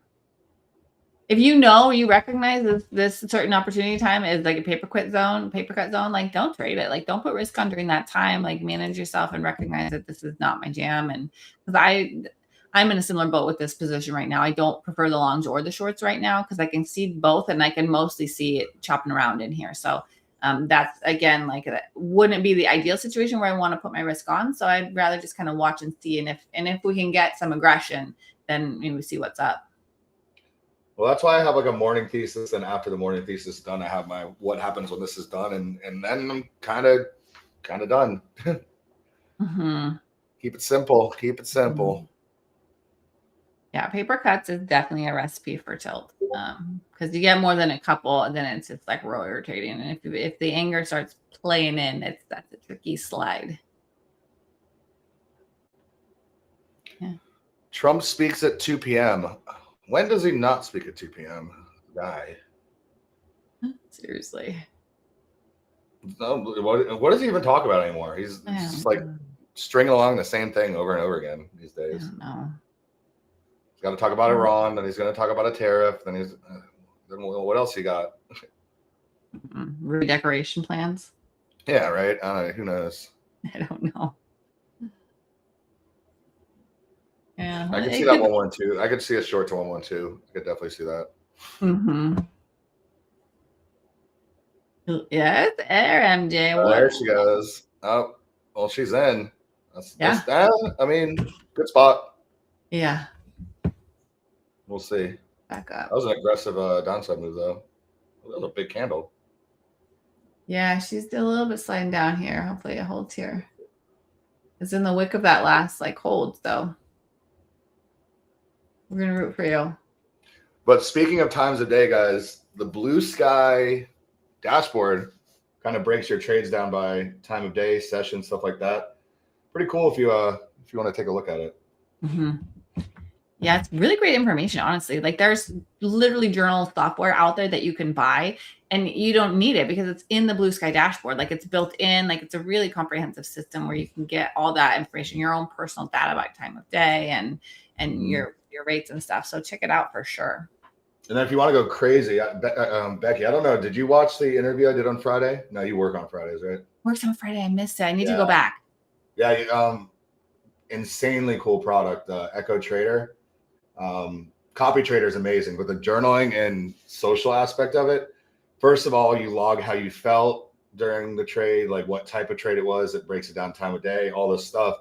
And then on the other side, it takes the data from every single trader that uses the platform. It's anonymous, obviously, but then you can see like the top 10 traders. This is their risk to reward. This is how long they hold trades. This is their size. Turns out stress trading is by far the worst stress trading. So pretty cool. Stress trading. Like if you're stressed out, What? like if you're in a fight with your wife, like if you're in a fight with your wife, or rent's due, and like that kind of stress. Oh, and that's based on what people will type in. Yeah, about what they're feeling, exactly. So they categorize the trade. It has news trading, like which events people usually lose money. It's CPI and PPI. People get wrecked. Apparently. Pretty cool. Okay, I definitely need to watch that interview and check out that platform. That's amazing. Yeah, and everybody here, if you pass an eval, you get 2 weeks for free with it. So it's pretty badass. That's a nice perk. Yeah. That's on the BluSky. Just at our BluSky. You guys are watching this on YouTube, obviously, but in the video section, you can watch back that replay from Friday. Yep. Perfect. I need to get on that today. Yeah, I tested it for a few weeks before we moved forward with it, and it's one of the better products I've ever used. I was just like spamming 5 minis in and out, in and out, in and out, in and out, and there was only maybe like a tick of slippage at most. Okay. Awesome. Which is really good because I've been used other copy traders and it's been a lot more. Yeah, a lot of variability at times. Cool. I love new products that are like handling it, Well, I mean, think about it, especially with AI, but if you're a computer programmer or something and you come in here and you're like, I don't want to pay for this product, and then you make it turns out to be badass. Now you have a new company. Tell us again what it's called, Justin, for that. We have Echo Trader. And when you pass an eval, it'll be in your email with like the codes and stuff like that. Perfect. It was a new relationship. So if you passed eval in the past, maybe they can ask for it. I got to figure out what the terms the exact terms was. Yeah. But I know there's also, I think there's a 30% off sale. I have to go back and look. Yeah, check on it. Yeah, we're definitely still sliding down here. I'm curious though. I know we sent an email out about it last week. So search BluSky. It should pop up.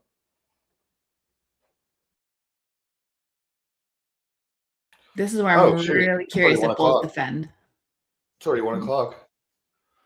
We are officially done, and that last hourly closes the doji. I'm glad we're done because I don't see myself taking any trades in here.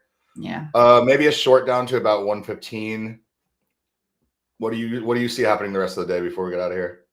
Yeah, I'm super curious right here. Like either I think we hold around this 115, like 110 to 120 to hold, or if this falls, I think we have a lot more downside here. So if this gives, then we could have a little more short and have it be an inside day. So I would be careful because we're not seeing a clear direction. Bears had the morning, bulls had the secondary morning, and now it's kind of messy in the middle. So just be careful. Maybe get some fresh air. Yep. And Mike will be back tomorrow for open-ish time. Hit that like button, pack the room, let us give you free stuff. We'll come in. Hopefully we can give you some more free stuff. But guys, until tomorrow, stay profitable. See you later.